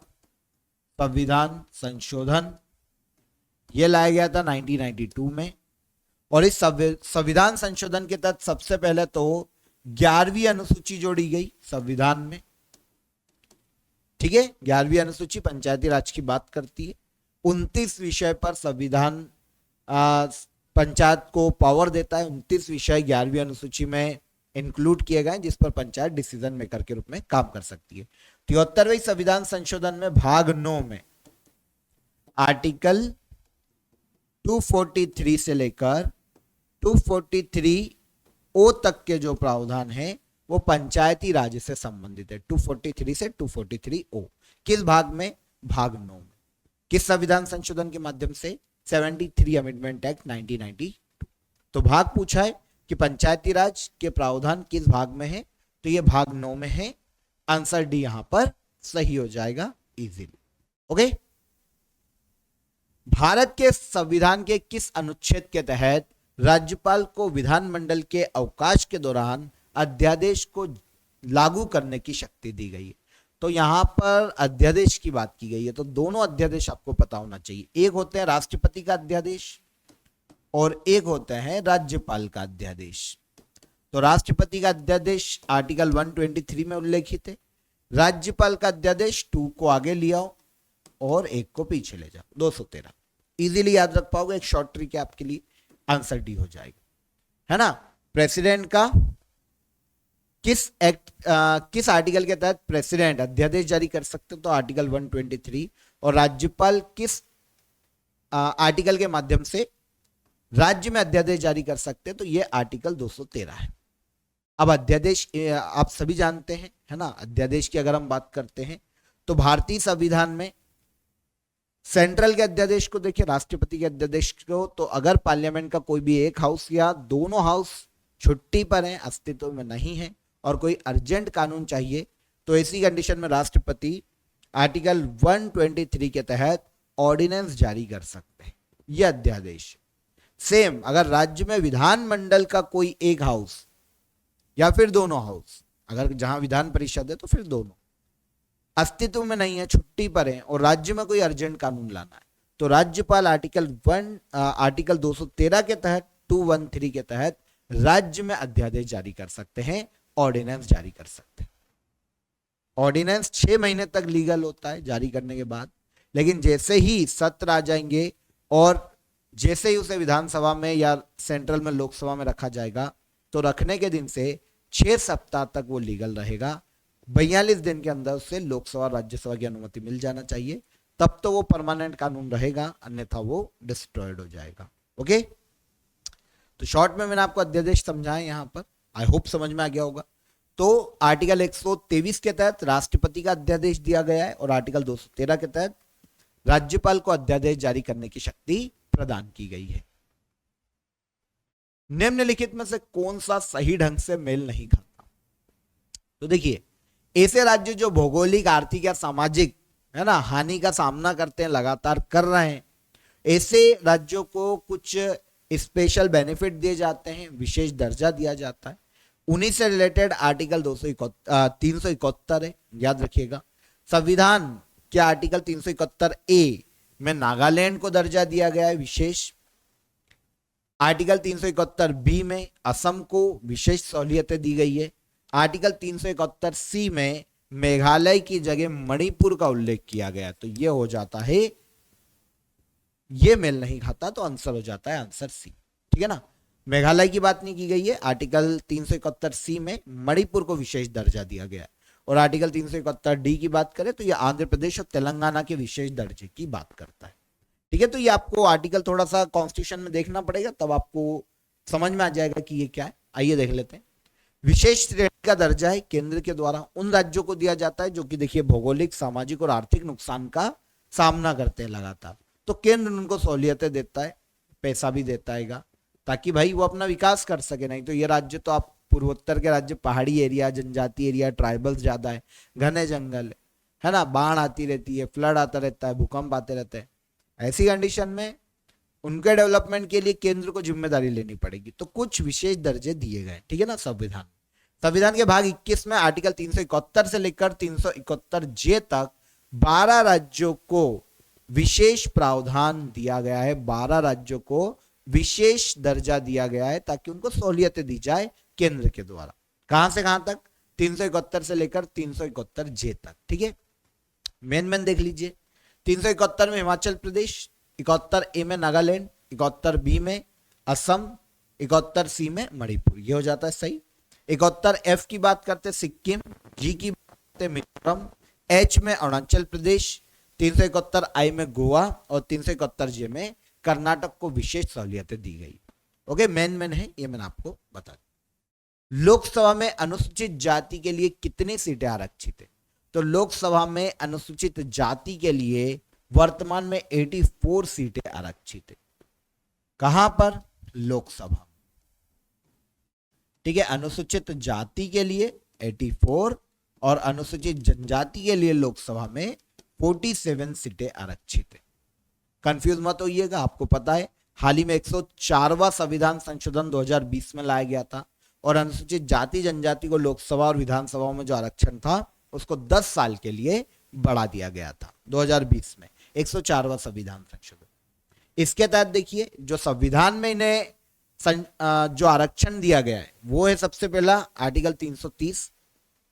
संविधान का आर्टिकल 330 लोकसभा में अनुसूचित जाति और अनुसूचित जनजाति के सदस्यों को उनकी जनसंख्या के अनुपात में आरक्षण की बात करता है। और 332 के तहत राज्य की विधानमंडलों में या विधानसभाओं में अनुसूचित जाति और जनजाति को आरक्षण दिया गया।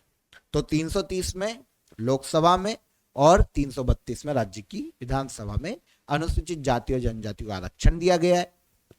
मूल संविधान में दिया गया था, अब 2020 में खत्म हो रहा था, तो 2020 में ये 10 साल के लिए बढ़ाया गया 104वां संविधान संशोधन। अब लोकसभा में देखिए 552 अधिकतम सीटें हैं, इनमें से 131 आरक्षित है वर्तमान, इनमें से 47 अनुसूचित जनजाति को दी गई है और 84 सीटें अनुसूचित जाति के लिए आरक्षित है लोकसभा। राज्य की विधानसभा भी इंपॉर्टेंट हो जाता है, एमपी पीएससी का पेपर है यहाँ पर, एमपी पीएससी प्रीलिम्स से, तो ये भी इंपॉर्टेंट हो जाता है। मध्य प्रदेश की विधानसभा में आप सभी जानते हैं 230 सीटें वर्तमान में हैं, 230, इनमें से आरक्षित सीटें हैं 82 में से अनुसूचित जाति के लिए 35 आरक्षित सीटें हैं और अनुसूचित जनजाति के लिए 47 सीटें आरक्षित है। क्लियर? कंफ्यूज मत होइएगा, बहुत ही इंपॉर्टेंट है, आपको ये तो नोट कर लेना चाहिए। एमपी की विधानसभा में 230 सीटों में से 82 आरक्षित है, 35 अनुसूचित जाति के लिए और 47 अनुसूचित जनजाति के लिए आरक्षित है। मध्य प्रदेश जिला योजना समिति अधिनियम किस वर्ष में पारित किया गया था? तो मध्य प्रदेश जिला योजना समिति अधिनियम 1995 में एमपी में पारित किया गया। क्या है, आइए देखते हैं। देखिए, मध्य प्रदेश जिला योजना समिति अधिनियम 1995 में पारित किया गया। इस अधिनियम को राज्यपाल की जो मंजूरी मिली थी वो 19 मई 1995 में मिली थी। आपको सन याद रखना चाहिए, 1995 में आया था। इस अधिनियम के द्वारा जिले में विकास योजनाएं तैयार करने के लिए एक जिला योजना समिति के गठन का प्रावधान किया गया था, है ना। जिले में विकास योजना को तैयार करने के लिए जिला योजना समिति बनाई जाएगी, जिसमें 10, 15 या 20 सदस्य हो सकते हैं प्रत्येक जिले में। आगे चलकर ये जो 1995 में अधिनियम लाया गया, इसमें संशोधन किया गया था 2016, मध्य प्रदेश जिला योजना समिति संशोधन अधिनियम 2016। लेकिन पहली बार मध्य प्रदेश जिला योजना समिति अधिनियम कब लाया गया? तो 1995। मूल कर्तव्य का उल्लेख संविधान में कब किया गया है? तो देखिए, जो मूल संविधान था, जो शुरुआत में 1950 में लागू हुआ था, क्या उसमें फंडामेंटल ड्यूटीज थी? नहीं थी। आगे चलकर 42 अमेंडमेंट एक्ट लाया गया था 1976 में। क्वेश्चन ये भी आता है किस कमेटी की सिफारिश पर? तो ये है स्वर्ण सिंह समिति, सही है। स्वर्ण सिंह समिति की सिफारिश पर 1976 में 42 अमेंडमेंट एक्ट लाया गया और भारतीय संविधान में भाग 4A को जोड़ा गया और इसमें आर्टिकल 51A जोड़ा गया और 10 मौलिक कर्तव्य जोड़ दिए गए। कितने? 10 मौलिक कर्तव्य, 10 फंडामेंटल ड्यूटीज आर्टिकल 51A में जोड़ी गई भाग 4A के अंतर्गत। ये भी नया बना और ये आर्टिकल जोड़ा गया, ठीक है। लेकिन वर्तमान में देखिए, मूल संविधान में तो एक भी मौलिक कर्तव्य नहीं था। स्वर्ण सिंह समिति की सिफारिश पर 42 अमेंडमेंट एक्ट के माध्यम से 1976 में भाग 4A संविधान में जुड़ा। इसमें आर्टिकल 51A में 10 मौलिक कर्तव्य जुड़े। लेकिन वर्तमान में 11 मौलिक कर्तव्य है इस आर्टिकल। 11वां जो मौलिक कर्तव्य लाया गया था वो 86वां संविधान संशोधन के माध्यम से लाया गया था और यह संशोधन हुआ था 2002 में, 86वां संविधान संशोधन। इसके माध्यम से 11वां मौलिक कर्तव्य जोड़ा गया। तो अभी वर्तमान में अगर हम फंडामेंटल ड्यूटीज देखें इंडियन कॉन्स्टिट्यूशन में तो 11 है। मूल संविधान में एक भी नहीं थी। 42वें संविधान संशोधन में 10 मौलिक कर्तव्य जुड़े और 11वां 86वें संविधान संशोधन के द्वारा जोड़ा गया। राज्य और केंद्रीय सरकारों को प्राधिकार प्राप्त होता है। तो देखिए, देश किसके हिसाब से चलता है? देश संविधान से चलता है। तो राज्य और केंद्र को जो अधिकार मिलेंगे, जो उनके कर्तव्य कहां पर निश्चित किए गए? भारत के संविधान में किए गए। तो राज्य और केंद्र सरकार को जो प्राधिकार मिलते हैं वो भारत के संविधान से मिलते हैं।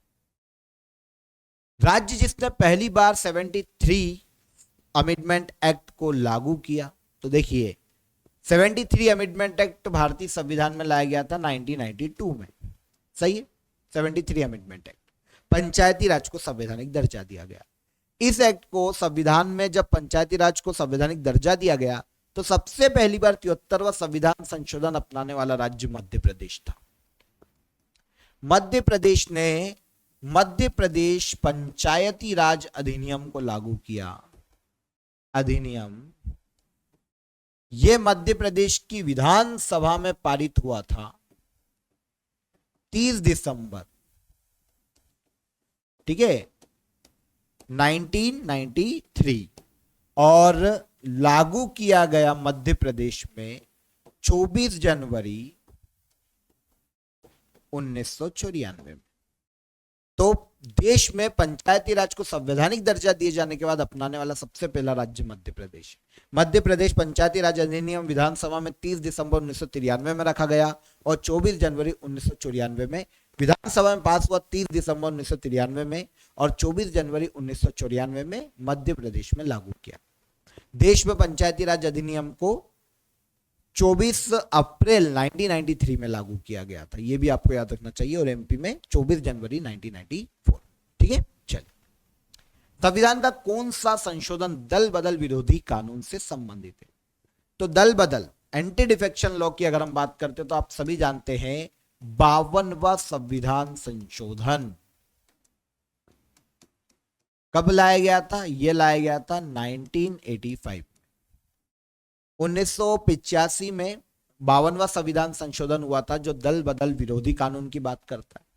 इस संशोधन के माध्यम से 10वीं अनुसूची जोड़ी गई थी भारतीय संविधान में। 10वीं अनुसूची दल बदल से संबंधित अनुसूची है, 52वां संविधान संशोधन 1985 के तहत लाई गई थी। इसके तहत स्थिर सरकार देने के लिए एक्चुअल में ये अमेंडमेंट किया गया था। देश में क्या होता था कि जीतने के बाद जो कैंडिडेट अपनी पार्टी छोड़ के दूसरी पार्टी में चले आते थे लालच के लिए, पद की लालच में, पैसे की लालच में, तो उस पर रोक लगाने के लिए दल बदल विरोधी कानून लाया गया। अब अगर ऐसा कोई कैंडिडेट अपनी पार्टी छोड़ता है जीतने के बाद, तो उसे दल बदल के आधार पर उस निर्योग्य घोषित किया जा सकता है, उसकी सदस्यता खत्म की जा सकती है। कौन करेगा? तो लोकसभा में निर्योग्यता का फैसला लोकसभा स्पीकर करता है और राज्य की विधानसभा में विधानसभा स्पीकर दल बदल के आधार पर किसी को भी निर्योग्य घोषित कर सकते हैं।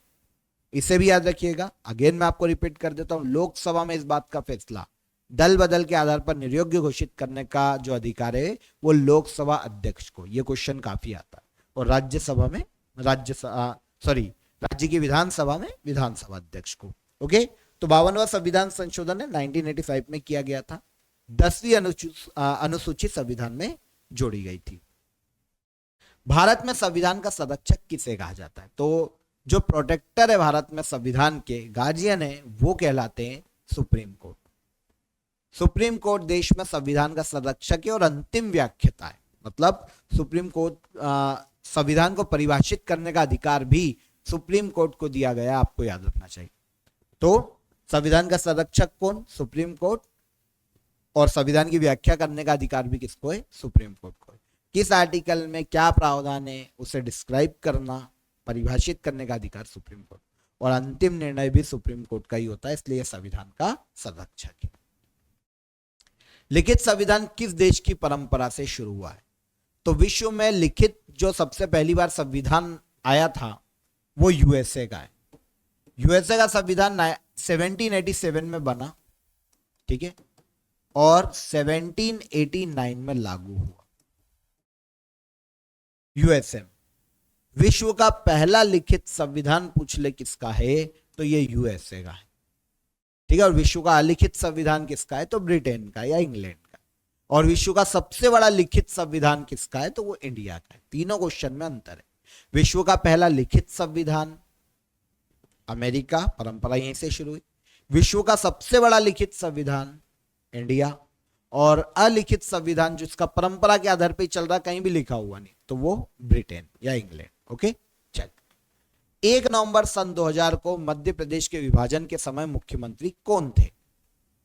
तो 1 नवंबर सन 2000 को मध्य प्रदेश राज्य से अलग किया गया छत्तीसगढ़ को, और यह भारत का 26वां राज्य बनता है। छत्तीसगढ़ 26वां राज्य बनता है एमपी से अलग करके 1 नवंबर सन 2000।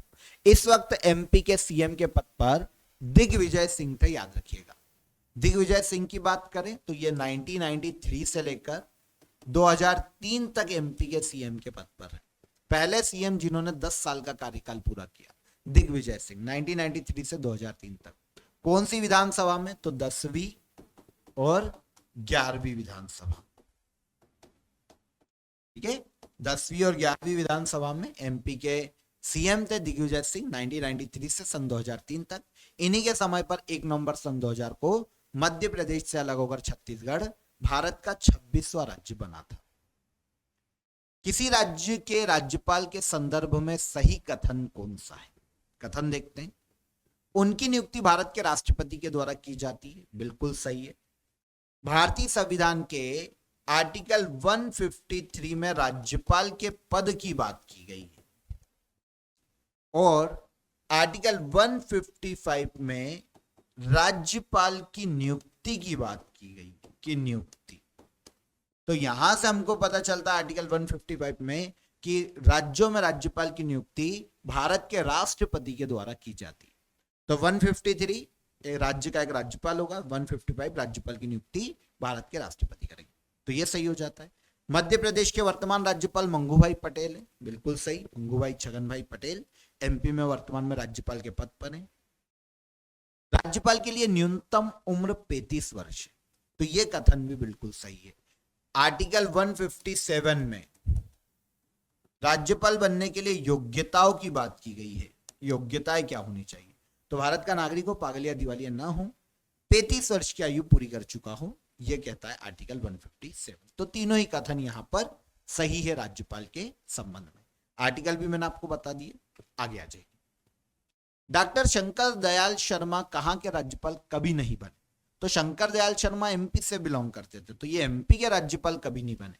क्योंकि राज्यपाल के बारे में एक कथन आप जानते होंगे कि राज्यपाल जिस राज्य का निवासी है उस राज्य का राज्यपाल नहीं बनाया जाता, कोई भी व्यक्ति अदर राज्य का बनाया जाता है।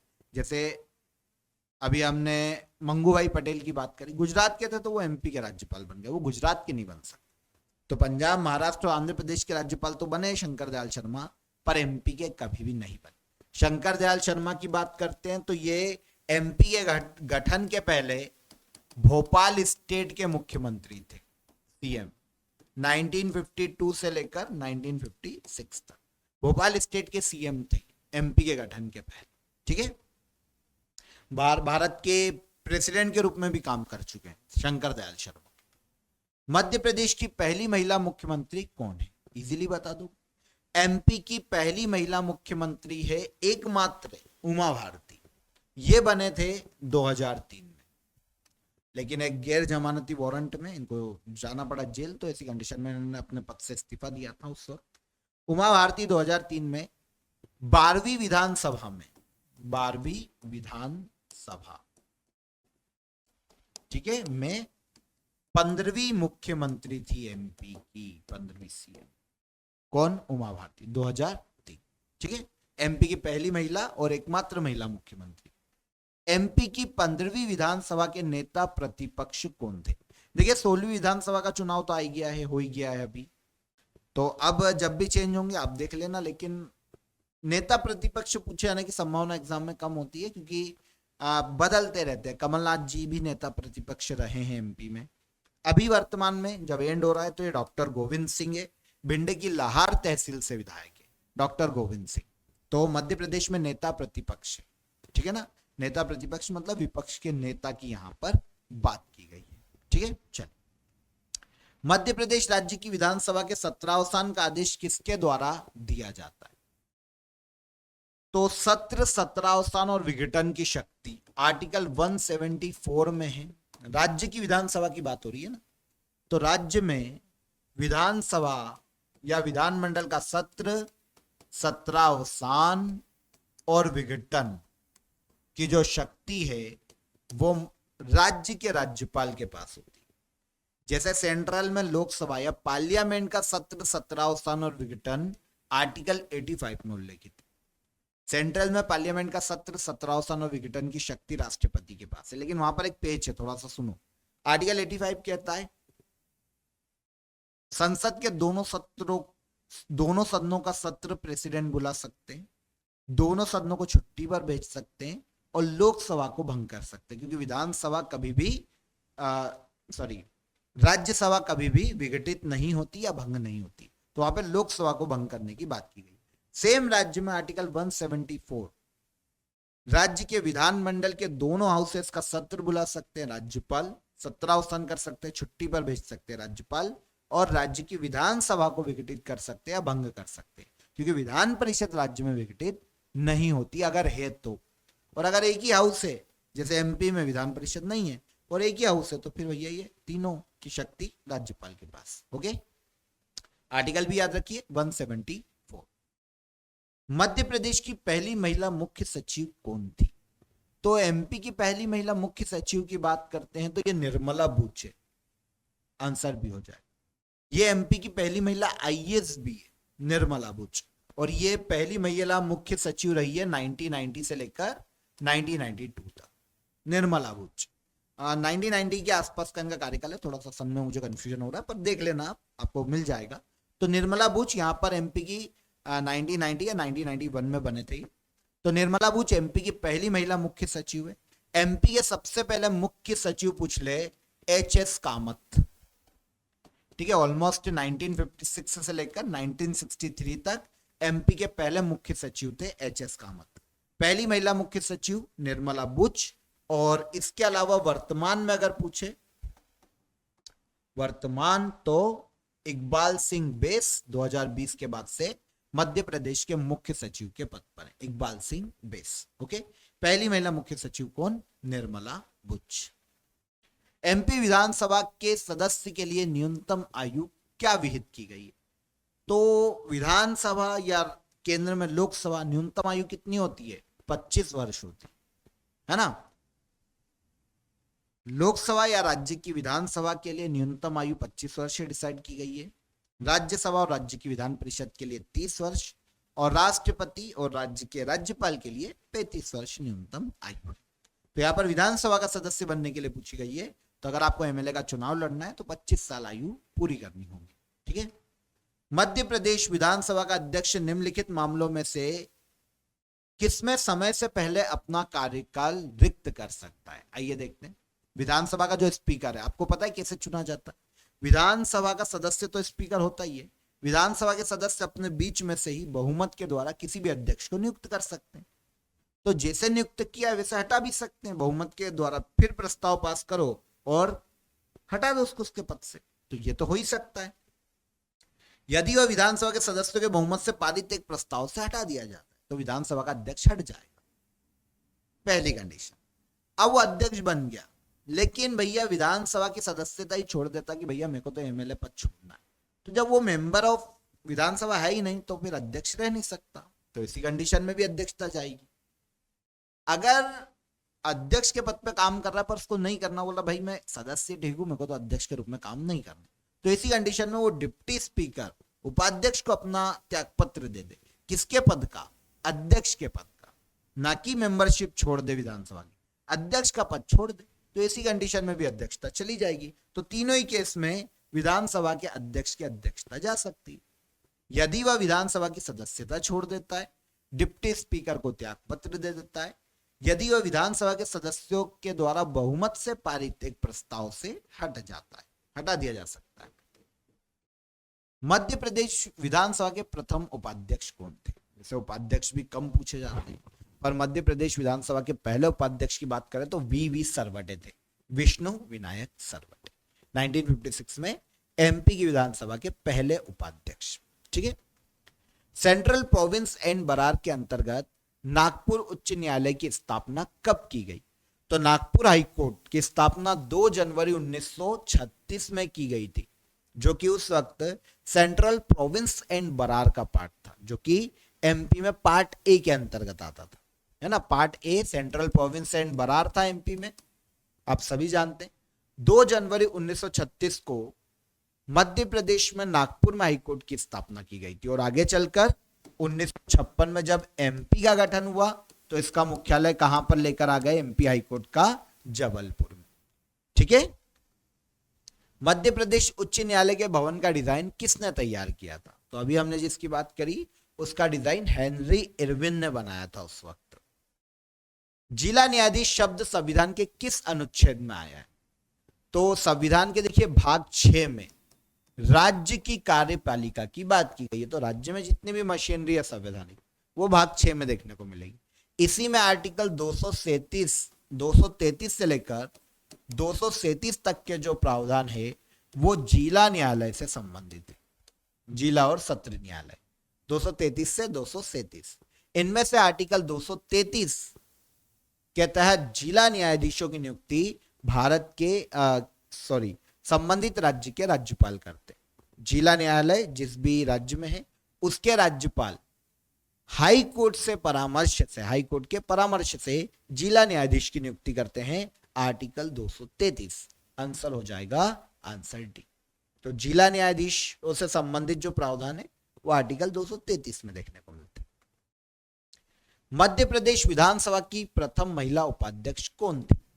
तो मध्य प्रदेश विधानसभा के पहले उपाध्यक्ष वीवी सरवटे, अभी हमने बात की है ना। पहली महिला उपाध्यक्ष की बात करते तो ये हिना कावरे, 2019 से 2020 हिना कावरे एमपी विधानसभा की पहली महिला उपाध्यक्ष, ठीक है।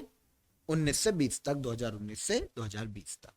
मध्य प्रदेश में पंचायती राज अधिनियम विधानसभा द्वारा कब पारित किया गया? अभी हमने बात की थी।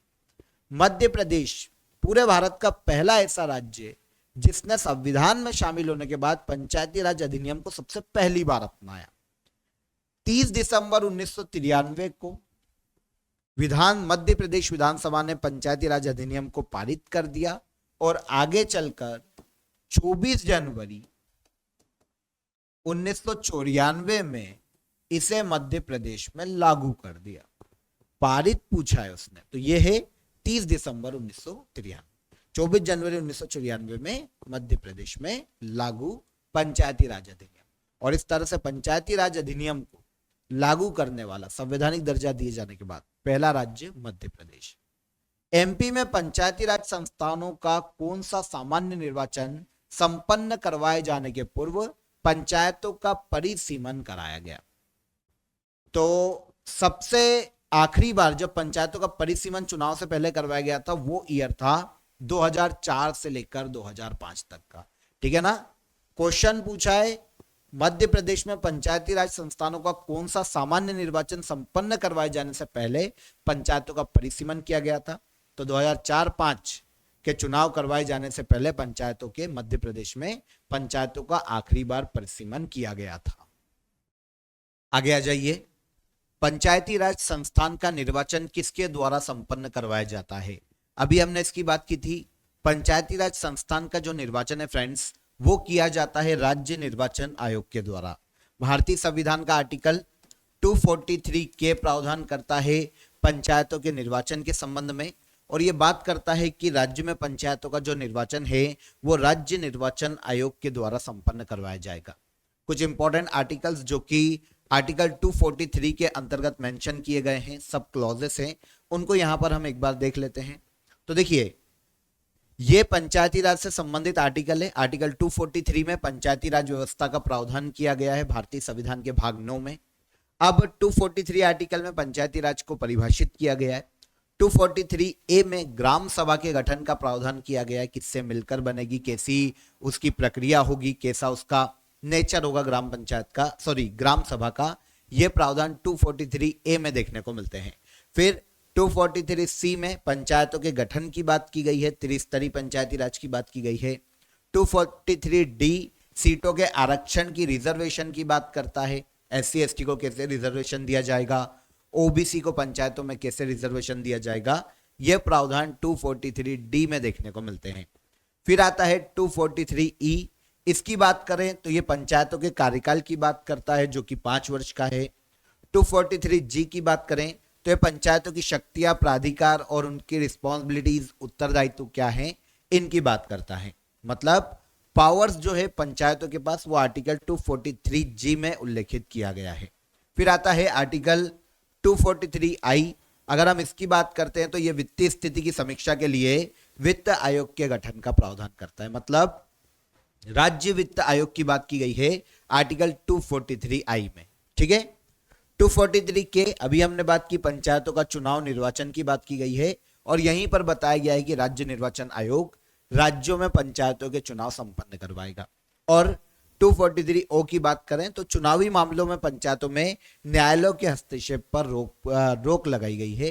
तो ये कुछ आर्टिकल्स हैं जो कि हमें 243 के अंतर्गत देखने को मिलते हैं। सब क्लॉजेस से एक बार नजर मान लीजिएगा पॉज करके, ताकि ये याद हो जाए, क्योंकि अक्सर एग्जाम में यहां से हमें क्वेश्चन देखने को मिलते हैं। आगे आते हैं, केंद्र में कौन सा एक्ट द्विसदनी विधायिका लेकर आया था? इजीली बता दोगे। द्विसदनी विधायिका केंद्र में लेकर आता है 1919 का एक्ट। 1919 का भारत शासन अधिनियम केंद्र में द्विसदनी विधायिका की बात करता है। राज्यों में द्वैध शासन इसी एक्ट के माध्यम से लाया गया था, और केंद्र और राज्य के बजट को अलग अलग भी इसी एक्ट के माध्यम से किया गया था। क्वेश्चन हमारा द्विसदनी विधायिका से है। तो सेंट्रल में जैसे अभी हम पार्लियामेंट के लोकसभा और राज्यसभा देख रहे हैं, वैसी सबसे पहली बार व्यवस्था द्विसदनी विधायिका केंद्र में 1919 के एक्ट के माध्यम से लाई गई थी, जहां पर दो हाउस होते थे, विधानसभा और राज्य परिषद। विधानसभा में सेंट्रल में 144 सदस्य थे, जिनमें से 104 इलेक्ट होकर आएंगे और 40 नॉमिनेटेड मेंबर थे। 60 सदस्य राज्य परिषद में देखने को मिलते हैं, जहां पर 34 मेंबर इलेक्ट होकर आते थे और 26 नॉमिनेट होकर आने वाले मेंबर थे। तो इस तरह से केंद्र में द्विसदनी विधायिका की बात की गई है 1919 के भारत शासन अधिनियम में। ओके, 1935 का गवर्नमेंट ऑफ इंडिया एक्ट क्यों महत्वपूर्ण है? तो 1935 का गवर्नमेंट ऑफ इंडिया एक्ट इसलिए महत्वपूर्ण है क्योंकि यह भारतीय संविधान का प्रमुख स्रोत है। आप सभी को मैंने पहले बताया था कि भारतीय संविधान में अधिकतर प्रावधान हमें 1935 के एक्ट से देखने को मिलते हैं। 1935 का जो एक्ट है वो भारत के संविधान का वर्तमान में मुख्य आधार है या फिर प्रमुख स्रोत है। ऑलमोस्ट 250 तक आर्टिकल्स हमें 1935 के एक्ट से आते हुए दिखते हैं भारतीय संविधान में, इसलिए यह भारतीय संविधान का आधार है। देखिए 1947 में जब अंग्रेज भारत छोड़कर जाने लगते, भारत स्वतंत्र हो जाता है, तो भारत स्वतंत्रता अधिनियम 1947 लाया जाता है, और इसमें यह प्रावधान किया जाता है कि जब तक भारत का संविधान लागू नहीं होगा, भारतीय व्यवस्था को 1935 के एक्ट के माध्यम से चलाया जाएगा। जो प्रावधान 1935 के एक्ट में दिए गए हैं वही प्रावधान लागू रहेंगे जब तक देश का संविधान लागू नहीं हो जाता। यह प्रावधान किया गया था 1947 के भारत स्वतंत्रता अधिनियम में। ठीक है, तो इसके बाद से 1950 तक, क्योंकि संविधान तो बन रहा था उस वक्त, बना तो था नहीं, तो जो व्यवस्था इंडिया की चलाई गई वो किस एक्ट के माध्यम से चलाई गई? अगर क्वेश्चन ऐसा आ जाता है तो ये 1935 के गवर्नमेंट ऑफ इंडिया एक्ट के माध्यम से चलाई गई थी। यही भारतीय संविधान का प्रमुख स्रोत है, जहां से वर्तमान में संविधान में अधिकतर आर्टिकल लिए गए हैं। बता दोगे इजीली? आगे आ जाइए। संविधान का कौन सा अनुच्छेद यह प्रावधान करता है कि नीति निर्देशक तत्व न्यायालय में वाद योग्य नहीं है? तो डीपीएसपी की बात की गई है, नीति निर्देशक तत्वों की। तो आपको पता होना चाहिए कि भारतीय संविधान के भाग 4 में आर्टिकल 36 से लेकर आर्टिकल 51 तक के जो प्रावधान है वो नीति निर्देशक तत्वों से संबंधित है। ओके, भाग 4 में। अब इसका एक आर्टिकल है जो है आर्टिकल 37। ये प्रावधान करता है कि नीति निर्देशक तत्व न्यायालय में वाद योग्य नहीं है। It shall not be enforceable by any court. मतलब डीपीएसपी के अगर राज्य उल्लंघन करता है, लागू नहीं करता, तो कोई भी व्यक्ति या नागरिक न्यायालय नहीं जा सकता। ये न्यायालय में वाद योग्य नहीं है, पर ये स्टेट की ड्यूटी है कि वो नीति निर्देशक तत्वों को लागू करे। नहीं कर पाता तो नागरिक न्यायालय नहीं जा पाएगा। यह प्रावधान करता है आर्टिकल 37। ओके, आर्टिकल 40 की बात करते हैं तो इसमें ग्राम पंचायत का उल्लेख किया गया है। जब पंचायती राज को संविधान में शामिल नहीं किया गया था 1992 तक, तब तक सबसे पहली बार मूल संविधान में ग्राम पंचायत की जो अवधारणा है वो आर्टिकल 40 में देखने को मिलती है मूल संविधान से। हालांकि आपको अभी बताया कि ये इन्फोर्सेबल नहीं है किसी भी कोर्ट में, तो इस केस में राज्य लागू करे या ना करे वो उनकी इच्छा पर था, इसीलिए पंचायती राज लागू नहीं हो पा रहा था। पर ग्राम पंचायत सबसे पहली बार आर्टिकल 40 में देखने को मिलती है। फिर आता है आर्टिकल 47। आर्टिकल 47 की बात करते हैं तो राज्य पोषाहार स्तर, स्वास्थ्य स्तर में बढ़ोतरी के लिए कार्य करेगा। ये आर्टिकल 47 में प्रावधान देखने को मिलता है। फिर आता है आर्टिकल 49। राज्य ऐतिहासिक स्मारक को संरक्षित या जितने भी प्लेस हैं, वस्तुएं हैं ऐतिहासिक, उन्हें संरक्षित रखने के लिए प्रयास करेगा। आर्टिकल 49 ये प्रावधान करता है। यहां पर हमसे पूछा गया है कि किस आर्टिकल के द्वारा नीति निर्देशक तत्व न्यायालय में वाद योग्य नहीं है, तो ये है आर्टिकल 37। ओके, चलिए इसके बाद आते हैं। भारतीय संविधान में सम्मिलित नीति निर्देशक तत्वों की प्रेरणा हमें किस संविधान से प्राप्त हुई है? तो DPSP, directive principles of state policy, हमने आयरलैंड के संविधान से भारतीय संविधान में एडॉप्ट किए। कहां से लिए? आयरलैंड के संविधान से। क्या? नीति निर्देशक तत्व। देखिए, भारतीय संविधान उधार का एक पुलिंदा है या उधार की एक टोकरी है, ऐसा मेंस में कभी कभी क्वेश्चन आता है। वो इसलिए क्योंकि जब भारतीय संविधान का निर्माण किया गया तो अधिकतर प्रावधानों को अलग अलग देशों के संविधान से एडॉप्ट किया गया। काफी इंपॉर्टेंट प्रावधान है ऐसे। कौन कौन से हैं अगर हम इनकी बात करें तो देखिए, यूएसए के कॉन्स्टिट्यूशन से हमने क्या क्या लिया इंडियन कॉन्स्टिट्यूशन में? तो फंडामेंटल राइट्स जो इंडियन कॉन्स्टिट्यूशन में वर्तमान में पार्ट 3 में देखने को मिलते हैं, वो हमने यूएसए के कॉन्स्टिट्यूशन से लिए। फिर न्यायिक पुनरावलोकन की शक्ति यूएसए के कॉन्स्टिट्यूशन से लिए। संविधान की सर्वोच्चता, निर्वाचित प्रेसिडेंट, मतलब प्रेसिडेंट निर्वाचित होकर आएंगे और उनको हटाने के लिए महाभियोग, इंपीचमेंट की प्रोसीजर, हमने यूएसए के कॉन्स्टिट्यूशन से लिए। वाइस प्रेसिडेंट का जो पद है भारतीय संविधान में, वो यूएसए के कॉन्स्टिट्यूशन से लिया गया है। और फाइनेंशियल इमरजेंसी, मतलब वित्तीय आपातकाल, जो कि राष्ट्रपति लगाते हैं आर्टिकल 360 के तहत, ये भी हमने यूएसए के कॉन्स्टिट्यूशन से एडॉप्ट किया है। इसके अलावा ब्रिटेन के कॉन्स्टिट्यूशन से संसदीय शासन प्रणाली को हमने एडॉप्ट किया है। एकल नागरिकता और विधि निर्माण की प्रक्रिया ब्रिटेन के संविधान से ली गई है। इसके अलावा आयरलैंड के कॉन्स्टिट्यूशन से हमने नीति निर्देशक तत्वों को एडॉप्ट किया। राष्ट्रपति का निर्वाचक मंडल हमने आयरलैंड के कॉन्स्टिट्यूशन से लिया है। राष्ट्रपति द्वारा राज्यसभा में नियुक्ति कैसे की जाएगी, या राष्ट्रपति 12 मेंबर को जो राज्यसभा में नॉमिनेट करते हैं, ये हमने आयरलैंड के संविधान से लिया है। ओके, तो यूएसए हो गया, ब्रिटेन हो गया, आयरलैंड। हमारा क्वेश्चन डीपीएसपी से था, तो ये कहां से लिया गया है? आयरलैंड के संविधान से लिया गया है। ओके, इसके बाद ऑस्ट्रेलिया के कॉन्स्टिट्यूशन से प्रस्तावना की जो लैंग्वेज है वो ली गई। समवर्ती सूची बहुत इंपॉर्टेंट है, कंकरेंट लिस्ट हमने ऑस्ट्रेलिया के संविधान से अडॉप्ट की है। और केंद्र राज्य संबंध हमने ऑस्ट्रेलिया के संविधान से इंडियन कॉन्स्टिट्यूशन में ली है। फिर आता है मौलिक कर्तव्य। फंडामेंटल ड्यूटीज की बात करें तो ये रशिया के कॉन्स्टिट्यूशन से भारतीय संविधान में ली गई है। इसके बाद अगला क्वेश्चन आइए, निम्नलिखित में से कौन एक राज्य के नीति निर्देशक सिद्धांतों का उद्देश्य नहीं है? तो राज्य के नीति निर्देशक सिद्धांतों का क्या उद्देश्य नहीं है, आइए देख लेते हैं। एक कल्याणकारी राज्य की स्थापना करना नीति निर्देशक तत्वों का मुख्य उद्देश्य है, बिल्कुल सही हो जाता है। सामाजिक आर्थिक न्याय को सुनिश्चित करना, यह भी बिल्कुल सही है। एक धार्मिक राज्य की स्थापना करना, भारतीय संविधान धार्मिक राज्य की स्थापना की बात नहीं करता, इसीलिए आंसर सी यहां पर सही हो जाएगा। ठीक है, एक धर्मनिरपेक्ष राज्य की स्थापना करना उद्देश्य क्या? तो ये भी बिल्कुल सही है, एक धर्मनिरपेक्ष राज्य की स्थापना करना भी डीपीएसपी का मुख्य उद्देश्य है। धार्मिक राज्य की स्थापना करना डीपीएसपी का उद्देश्य नहीं है, तो आंसर हो जाएगा यहां पर आंसर सी।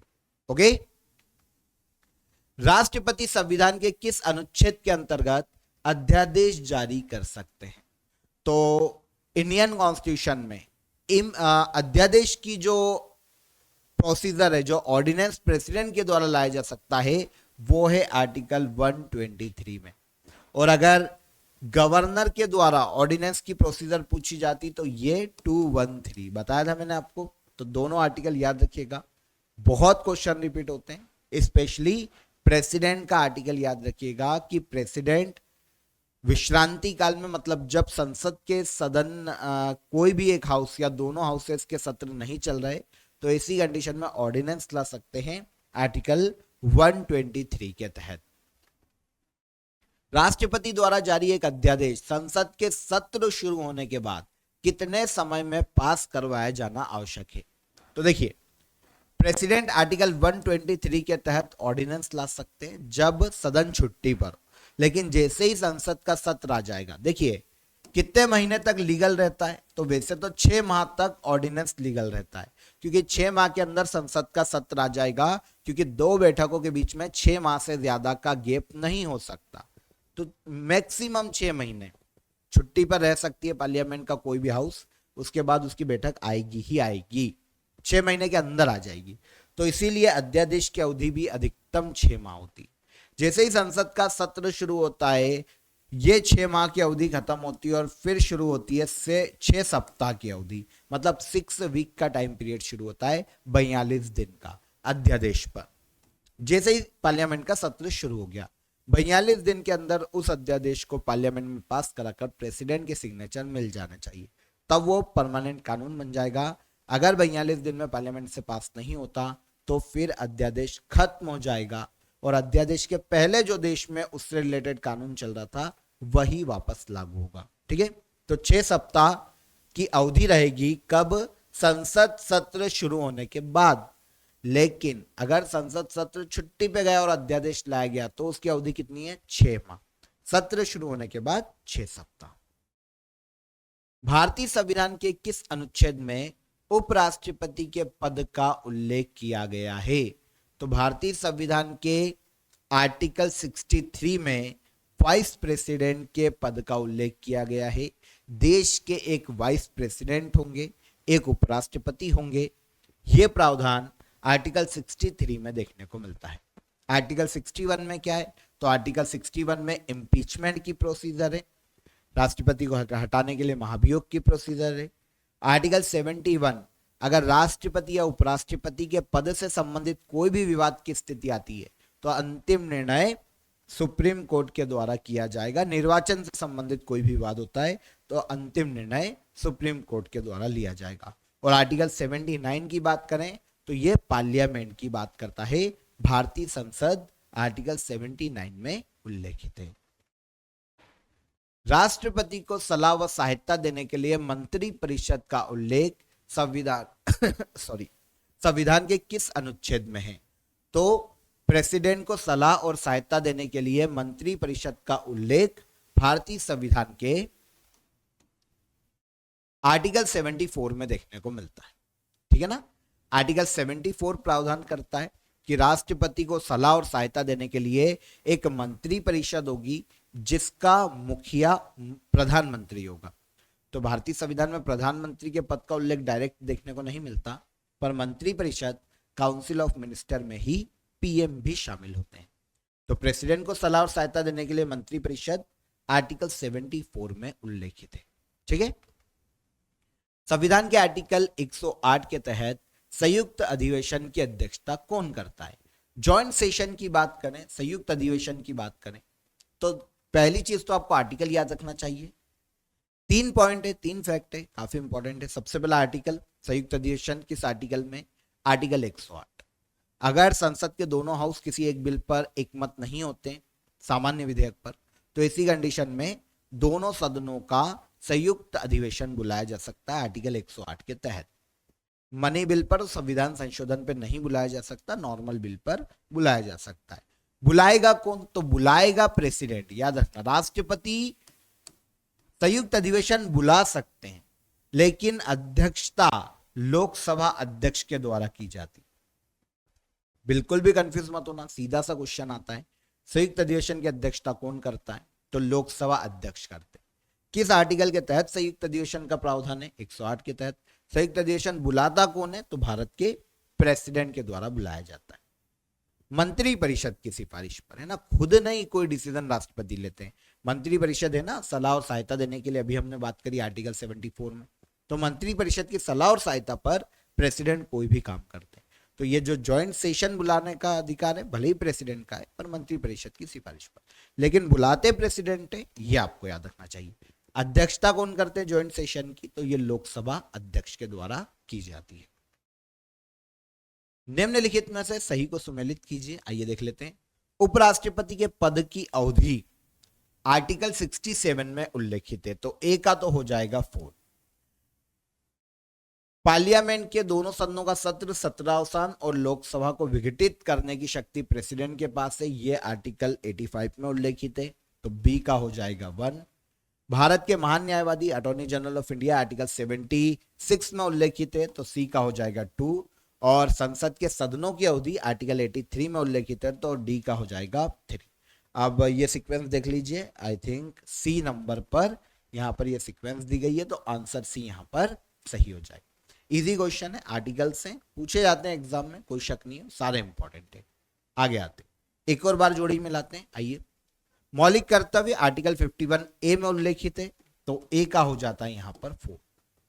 राष्ट्रपति के कार्यकाल की बात करें तो ये आर्टिकल 56 में उल्लेखित है, तो सी का हो जाएगा 3। राष्ट्रपति के सत्र 17 विघटन की शक्ति अभी हमने बात की थी आर्टिकल 85, तो सी का हो जाएगा यहां पर, सॉरी ये बी का हो जाएगा 3। और एक मिनट मैं कंफ्यूज हो रहा हूं, राष्ट्रपति का कार्यकाल की बात की शुरू से देखते हैं, ए का हो जाएगा यहां पर 4, ठीक है। बी राष्ट्रपति के कार्यकाल की बात की गई है, आर्टिकल 56 में उल्लेखित है, तो बी का हो जाएगा यहां पर 3। राष्ट्रपति की सत्र 17 और विघटन की शक्ति आर्टिकल 85 में उल्लेखित है, तो सी का हो जाएगा 2 और डी का हो जाएगा 1। सीक्वेंस उल्टी जमा रखी है इन्होंने, तो 4 3 2 1 इजीली आंसर मिल गया, आंसर भी यहां पर सही हो जाएगा। ओके, आगे आइए। राष्ट्रपति पर महाभियोग की प्रक्रिया संविधान के किस अनुच्छेद में उल्लेखित है? तो प्रेसिडेंट पर इम्पीचमेंट की प्रोसीजर, आई थिंक अभी हमने बात की है, तो ये हो जाएगा आंसर सी, इजी, ठीक है। अगले क्वेश्चन पर आइए। भारतीय राष्ट्रपति के विषय में निम्न कथनों पर विचार कीजिए। तो प्रेसिडेंट के संबंध में कथन देख लेते हैं। वह भारत का नागरिक हो, बिल्कुल सही है, अगर प्रेसिडेंट बनना है तो भारत का नागरिक होना चाहिए। वह 35 वर्ष की आयु पूरी कर चुका हो, यह भी बिल्कुल सही है, 35 वर्ष के पहले कोई भी भारत का राष्ट्रपति नहीं बन सकता। वह संसद का सदस्य निर्वाचित होने की योग्यता रखता हो, यह पॉइंट यहां पर गलत है, क्योंकि संविधान के आर्टिकल 58 में राष्ट्रपति पद के लिए योग्यताएं दी गई। उसमें कहा गया है कि अगर किसी को भी राष्ट्रपति चुना जाना है तो भारत का नागरिक होना चाहिए, 35 वर्ष की आयु पूरी कर चुका हो, पागल या दिवालिया ना हो, और लोकसभा का सदस्य बनने की योग्यता रखता हो, न कि संसद का सदस्य बनने की योग्यता रखता हो, लोकसभा का सदस्य बनने की योग्यता रखता हो। तो थर्ड पॉइंट यहां पर गलत हो जाता है, मतलब 1 और 2 यहां पर बिल्कुल सही। ओके, भारतीय संविधान के किस अनुच्छेद में 42वें संविधान संशोधन विधेयक द्वारा मूल कर्तव्य को सम्मिलित किया गया? अब यहां पर आपको बहुत क्वेश्चन इजी लग रहे होंगे, क्योंकि हमने सभी क्वेश्चन, सभी डिटेल जो इंपॉर्टेंट है वो डिस्कस कर लिए, इसीलिए अब यहां पर कुछ बचता नहीं, तो आप इजीली इनके आंसर दे पाओगे और आप बता दोगे कि फंडामेंटल ड्यूटीज जो कि 42 अमेंडमेंट एक्ट 1976 के माध्यम से इंडियन कॉन्स्टिट्यूशन में जोड़ी गई है, वो आर्टिकल 51A पार्ट 4A में उल्लेखित है। भारत के उच्चतम न्यायालय के न्यायाधीशों की नियुक्ति कौन करता है? भारत में सुप्रीम कोर्ट के न्यायाधीशों की नियुक्ति का अधिकार भारत के राष्ट्रपति को दिया गया है। हाई कोर्ट के न्यायाधीश और सुप्रीम कोर्ट के न्यायाधीशों की नियुक्ति भारत के राष्ट्रपति करते हैं, याद रखिएगा। लेकिन अगर जिला न्यायालय की बात करते हैं तो उनके न्यायाधीशों की नियुक्ति संबंधित राज्य का राज्यपाल करता है। यहां पर हाई कोर्ट के न्यायाधीशों की, सुप्रीम कोर्ट के न्यायाधीशों की बात की गई है, हाई कोर्ट के न्यायाधीश भी पूछता तो भारत के राष्ट्रपति इनकी नियुक्ति करते हैं मंत्रिपरिषद की सिफारिश पर। संविधान का कौन सा अनुच्छेद भारत के नियंत्रक और महालेखा परीक्षक के कर्तव्य को निर्धारित करता है? नियंत्रक और महालेखा परीक्षक, सीएजी की बात की गई, तो सीएजी का जो पद है वो तो 148 आर्टिकल में देखने को मिलता है, लेकिन सीएजी के कर्तव्य और उनकी जो शक्तियां हैं, शक्तियां और जो कर्तव्य है, वो आर्टिकल 149 में उल्लेखित है। आंसर डी हो जाएगा। ये एमपीपीएससी 2019 में पूछा गया क्वेश्चन, बहुत इंपॉर्टेंट। आर्टिकल 149 में सीएजी के कार्य एवं शक्तियों का उल्लेख है। देखिए 4 आर्टिकल सीएजी से रिलेट करके हमें संविधान में देखने को मिलते, एटलीस्ट 3 आपको याद रखने चाहिए। सीएजी का पद किस आर्टिकल में? आर्टिकल 148। सीएजी के पद की नियुक्ति और उन्हें पद मुक्ति की बात करता है, नियुक्त भारत के राष्ट्रपति करते हैं। कार्यकाल 6 वर्ष या 65 वर्ष का होता है, जो भी पहले हो, ठीक है। हटा उसी प्रक्रिया के द्वारा जाया जा सकता है जिस प्रक्रिया के माध्यम से सुप्रीम कोर्ट के न्यायाधीश को हटाया जाता है, मतलब पार्लियामेंट में इम्पीचमेंट जैसी प्रोसीजर के माध्यम से। तो ये सीएजी का पद है आर्टिकल 148। 149 में सीएजी के कार्य और शक्तियां दी गई है ना, वर्क क्या करेंगे, उनके पावर्स क्या क्या है, रिस्पॉन्सिबिलिटीज क्या क्या है। आर्टिकल 150 छोड़ सकते हो आप, ये पूछा नहीं जाता। संघ एवं राज्यों के जो लेखा प्रारूप है उनके संबंध में प्रेसिडेंट को सलाह दे सकते हैं। आर्टिकल 151 इंपॉर्टेंट है, अपना जो वार्षिक प्रतिवेदन है, वार्षिक रिपोर्ट है, वो अगर सेंट्रल गवर्नमेंट या संघ के संबंध में तो प्रेसिडेंट को सौंप देंगे, और अगर राज्य के लेखा प्रतिवेदन है तो राज्य में गवर्नर को सौंप देंगे। कौन? सीएजी। तो यह है आर्टिकल 151। आगे आइए, भारत के नियंत्रक एवं महालेखा परीक्षक के संघ के लेखा संबंधित प्रतिवेदनों को सर्वप्रथम निम्न में से किसको प्रस्तुत किया जाता है? तो संघ के जो लेखा सीएजी के जो लेखा संबंधित प्रतिवेदन है, किसके संबंध में? संघ के संबंध में। तो ये किसको देंगे? प्रेसिडेंट को देंगे, आर्टिकल 151 के तहत। तो आंसर हो जाएगा भारत के राष्ट्रपति। अगर राज्य से संबंधित होता तो किसको देते? तो ये अगर राज्य से संबंधित होता तो राज्य के राज्यपाल को देते, लेकिन ये संघ से संबंधित है तो ये भारत के राष्ट्रपति को रिपोर्ट सौंप देंगे। किसी राज्य में विधान परिषद का सृजन अथवा समाप्ति की जा सकती है। तो देखिए, आपको 4 आर्टिकल यहां पर याद रखना चाहिए, 168, 169, 170 और 171। आर्टिकल 168 राज्य में विधानमंडल के गठन का प्रावधान करता है। 168 राज्य में विधानमंडल के गठन का प्रावधान करता है। 169 राज्य में विधान परिषद के गठन और समाप्ति की बात करता है। ये विधानमंडल और ये विधान परिषद। फिर आर्टिकल 170 में विधानसभा की संरचना की बात की गई है, और 171 में विधान परिषद की संरचना की बात की गई। अब विधान परिषद का सृजन और समाप्ति आर्टिकल 169 में उल्लेखित है। इसके तहत किसी भी राज्य में विधान परिषद का गठन और समाप्ति का अधिकार भारतीय संसद को दिया गया है, आर्टिकल 169 के तहत। इंडियन पार्लियामेंट आर्टिकल 169 के तहत किसी भी राज्य में विधान परिषद का गठन कर सकती है और उसे समाप्त कर सकती है। इजी। विधानसभा बैठक की अंतिम तिथि तथा दूसरी बैठक की प्रथम तिथि के बीच में कितने समय से अधिक का अंतर नहीं होना चाहिए? बताया मैंने आपको, पार्लियामेंट के किसी भी हाउस की 2 बैठकों के बीच में 6 माह से ज्यादा का डिफरेंस नहीं हो सकता। तो आंसर हो जाएगा आंसर डी। कितने माह? 6 माह। ओके। विधानसभा अध्यक्ष को किस प्रकार पद से हटाया जा सकता है? तो विधानसभा राज्य में जब अध्यक्ष चुना जाता है तो वो सदस्यों के बीच में वोटिंग की जाती है, उनमें से बीच में से ही किसी को बहुमत के आधार पर अध्यक्ष चुन लिया जाता है। अब अगर अध्यक्ष को पद से हटाना है तो फिर से विधानसभा में सदस्यों के मध्य में वोटिंग होगी। अगर बहुमत मिल जाता है हटाने का तो फिर विधानसभा अध्यक्ष को हटाया जा सकता है उनके पद से। ऐसी कंडीशन में याद रखना, विधानसभा अध्यक्ष का पद जाएगा, सदन की मेंबरशिप नहीं जाएगी उसकी, है ना। तो विधानसभा अध्यक्ष को विधानसभा के सदस्यों द्वारा साधारण बहुमत से प्रस्ताव पास करके हटाया जा सकता है। बिल्कुल सही है, आंसर ए यहां पर सही हो जाएगा। इजी। आगे आइए, उच्च न्यायालय के मुख्य न्यायाधीश की नियुक्ति कौन करता है? तो देखिए, कंफ्यूज मत हो, मुख्य न्यायाधीश अन्य न्यायाधीश नहीं। सुप्रीम कोर्ट और हाई कोर्ट के सभी न्यायाधीशों की नियुक्ति भारत के राष्ट्रपति के द्वारा की जाती है। ओके, अगर वो कार्यकाल में है तो। तदर्थ न्यायाधीश और सेवानिवृत्त न्यायाधीशों की बात नहीं की गई है, नॉर्मल जजेस की बात की गई। अब उसमें मुख्य और अन्य को छोड़ दो, नॉर्मल जजेस की नियुक्ति चाहे सुप्रीम कोर्ट हो हाई कोर्ट हो, भारत के राष्ट्रपति ही करते हैं। किस राज्य में पंचायती राज व्यवस्था सर्वप्रथम लागू की गई और कब? तो देखो, अगर क्वेश्चन आता कि संवैधानिक दर्जा देने के बाद पंचायती राज को या पंचायती राज अधिनियम को लागू करने वाला सबसे पहला राज्य कौन, तो आ जाता है एमपी। लेकिन यहां पे बात की गई है कि भैया पंचायती राज व्यवस्था सबसे पहले किस राज्य में आई थी, तो ये बिफोर की बात कर रहा है, जब उसे संवैधानिक दर्जा नहीं दिया गया था।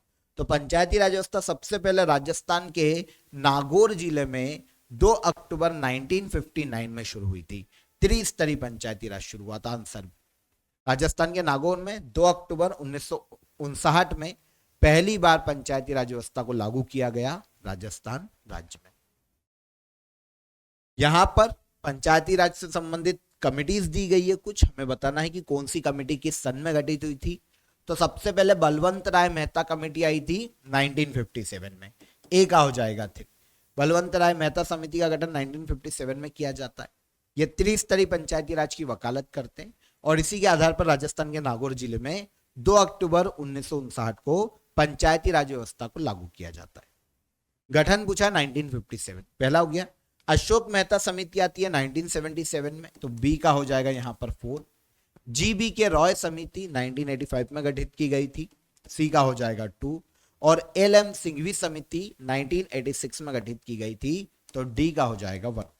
एलएम सिंघवी समिति भी यहां पर इंपॉर्टेंट है क्योंकि पंचायती राज को संवैधानिक दर्जा देने की सिफारिश सबसे पहले एलएम सिंघवी समिति के द्वारा ही की गई थी, गठित की गई थी ये 1986 में। सीक्वेंस देख लो 3 4 2 1, आंसर हो जाएगा आंसर बी। क्लियर? निम्नलिखित में से किस वाद में उच्चतम न्यायालय ने संविधान के मूल ढांचे का सिद्धांत प्रतिपादित किया था? तो जो बेसिक स्ट्रक्चर की अवधारणा आई है संविधान के, वो केशवानंद भारती बनाम केरल राज्य मामले में 1973 में सुप्रीम कोर्ट द्वारा दी गई थी। काफी फेमस केस है, आपने अगर कभी कॉन्स्टिट्यूशन पढ़ा है तो इजीली ये पढ़ने को आपको मिला ही होगा। भारतीय संविधान में एकल नागरिकता ग्रहण की गई है। अभी हमने बात की थी सभी देशों से हमने क्या क्या लिया है, मेन मैंने आपको बताया था। तो जो एकल नागरिकता है, सिंगल सिटीजनशिप, मतलब भारत का नागरिक एक वक्त में केवल भारत का ही नागरिक हो सकता है, किसी अन्य देश की नागरिकता नहीं लेगा। और इसके अलावा भारत का नागरिक, भारत में राज्यों की नागरिकता अलग से नहीं दी जाती, केवल एक ही सिटीजनशिप होती है, इंडियन। तो ये जो एकल नागरिकता का प्रावधान है ये ब्रिटेन के संविधान से लिया गया। एकल नागरिकता संसदीय शासन प्रणाली और विधि निर्माण की जो प्रोसीजर है वो हमने ब्रिटेन के संविधान से एडॉप्ट की है इंडियन कॉन्स्टिट्यूशन। ओके, तो यहां पर जितने भी क्वेश्चन यूनिट 5 और 6 से मध्य प्रदेश की राज्य व्यवस्था और भारत के संविधान से पूछे जा सकते हैं, एक्सपेक्टेड क्वेश्चन है, उन सभी को यहां पर हमने डिटेल में समझा। अगर आपने वीडियो एंड तक देख लिया तो यहां से कभी भी आपके क्वेश्चन एग्जाम में गलत नहीं होंगे और 95% आपको क्वेश्चन यहीं से पूछे जाने वाले हैं। तो उम्मीद करता हूं आपको सभी क्वेश्चन, सभी डिटेल इजीली समझ में आ गई होगी। अगेन मैं आपको इन्फॉर्म कर देता हूं कि अगर आप मध्य प्रदेश जीके मुझसे डिटेल में पढ़ना चाहते हैं तो आप रूट एप्लीकेशन को डाउनलोड कर लीजिए। वहां पर एमपी जीके का बहुत ही बेसिक से मैंने आपको सभी चैप्टर्स पढ़ाए हैं, बहुत ही आपको वहां पर इजी वे में पढ़ाया गया है। अगर आपने एक बार उनके वीडियो देख लिया तो आपके एमपी जीके के कभी भी क्वेश्चन एग्जाम में गलत नहीं होंगे। इंडियन पॉलिटी भी अगर आप पढ़ना चाहते हैं तो मेरा इंडियन पॉलिटी का बैच भी आपके लिए रूट एप्लीकेशन पर अवेलेबल है।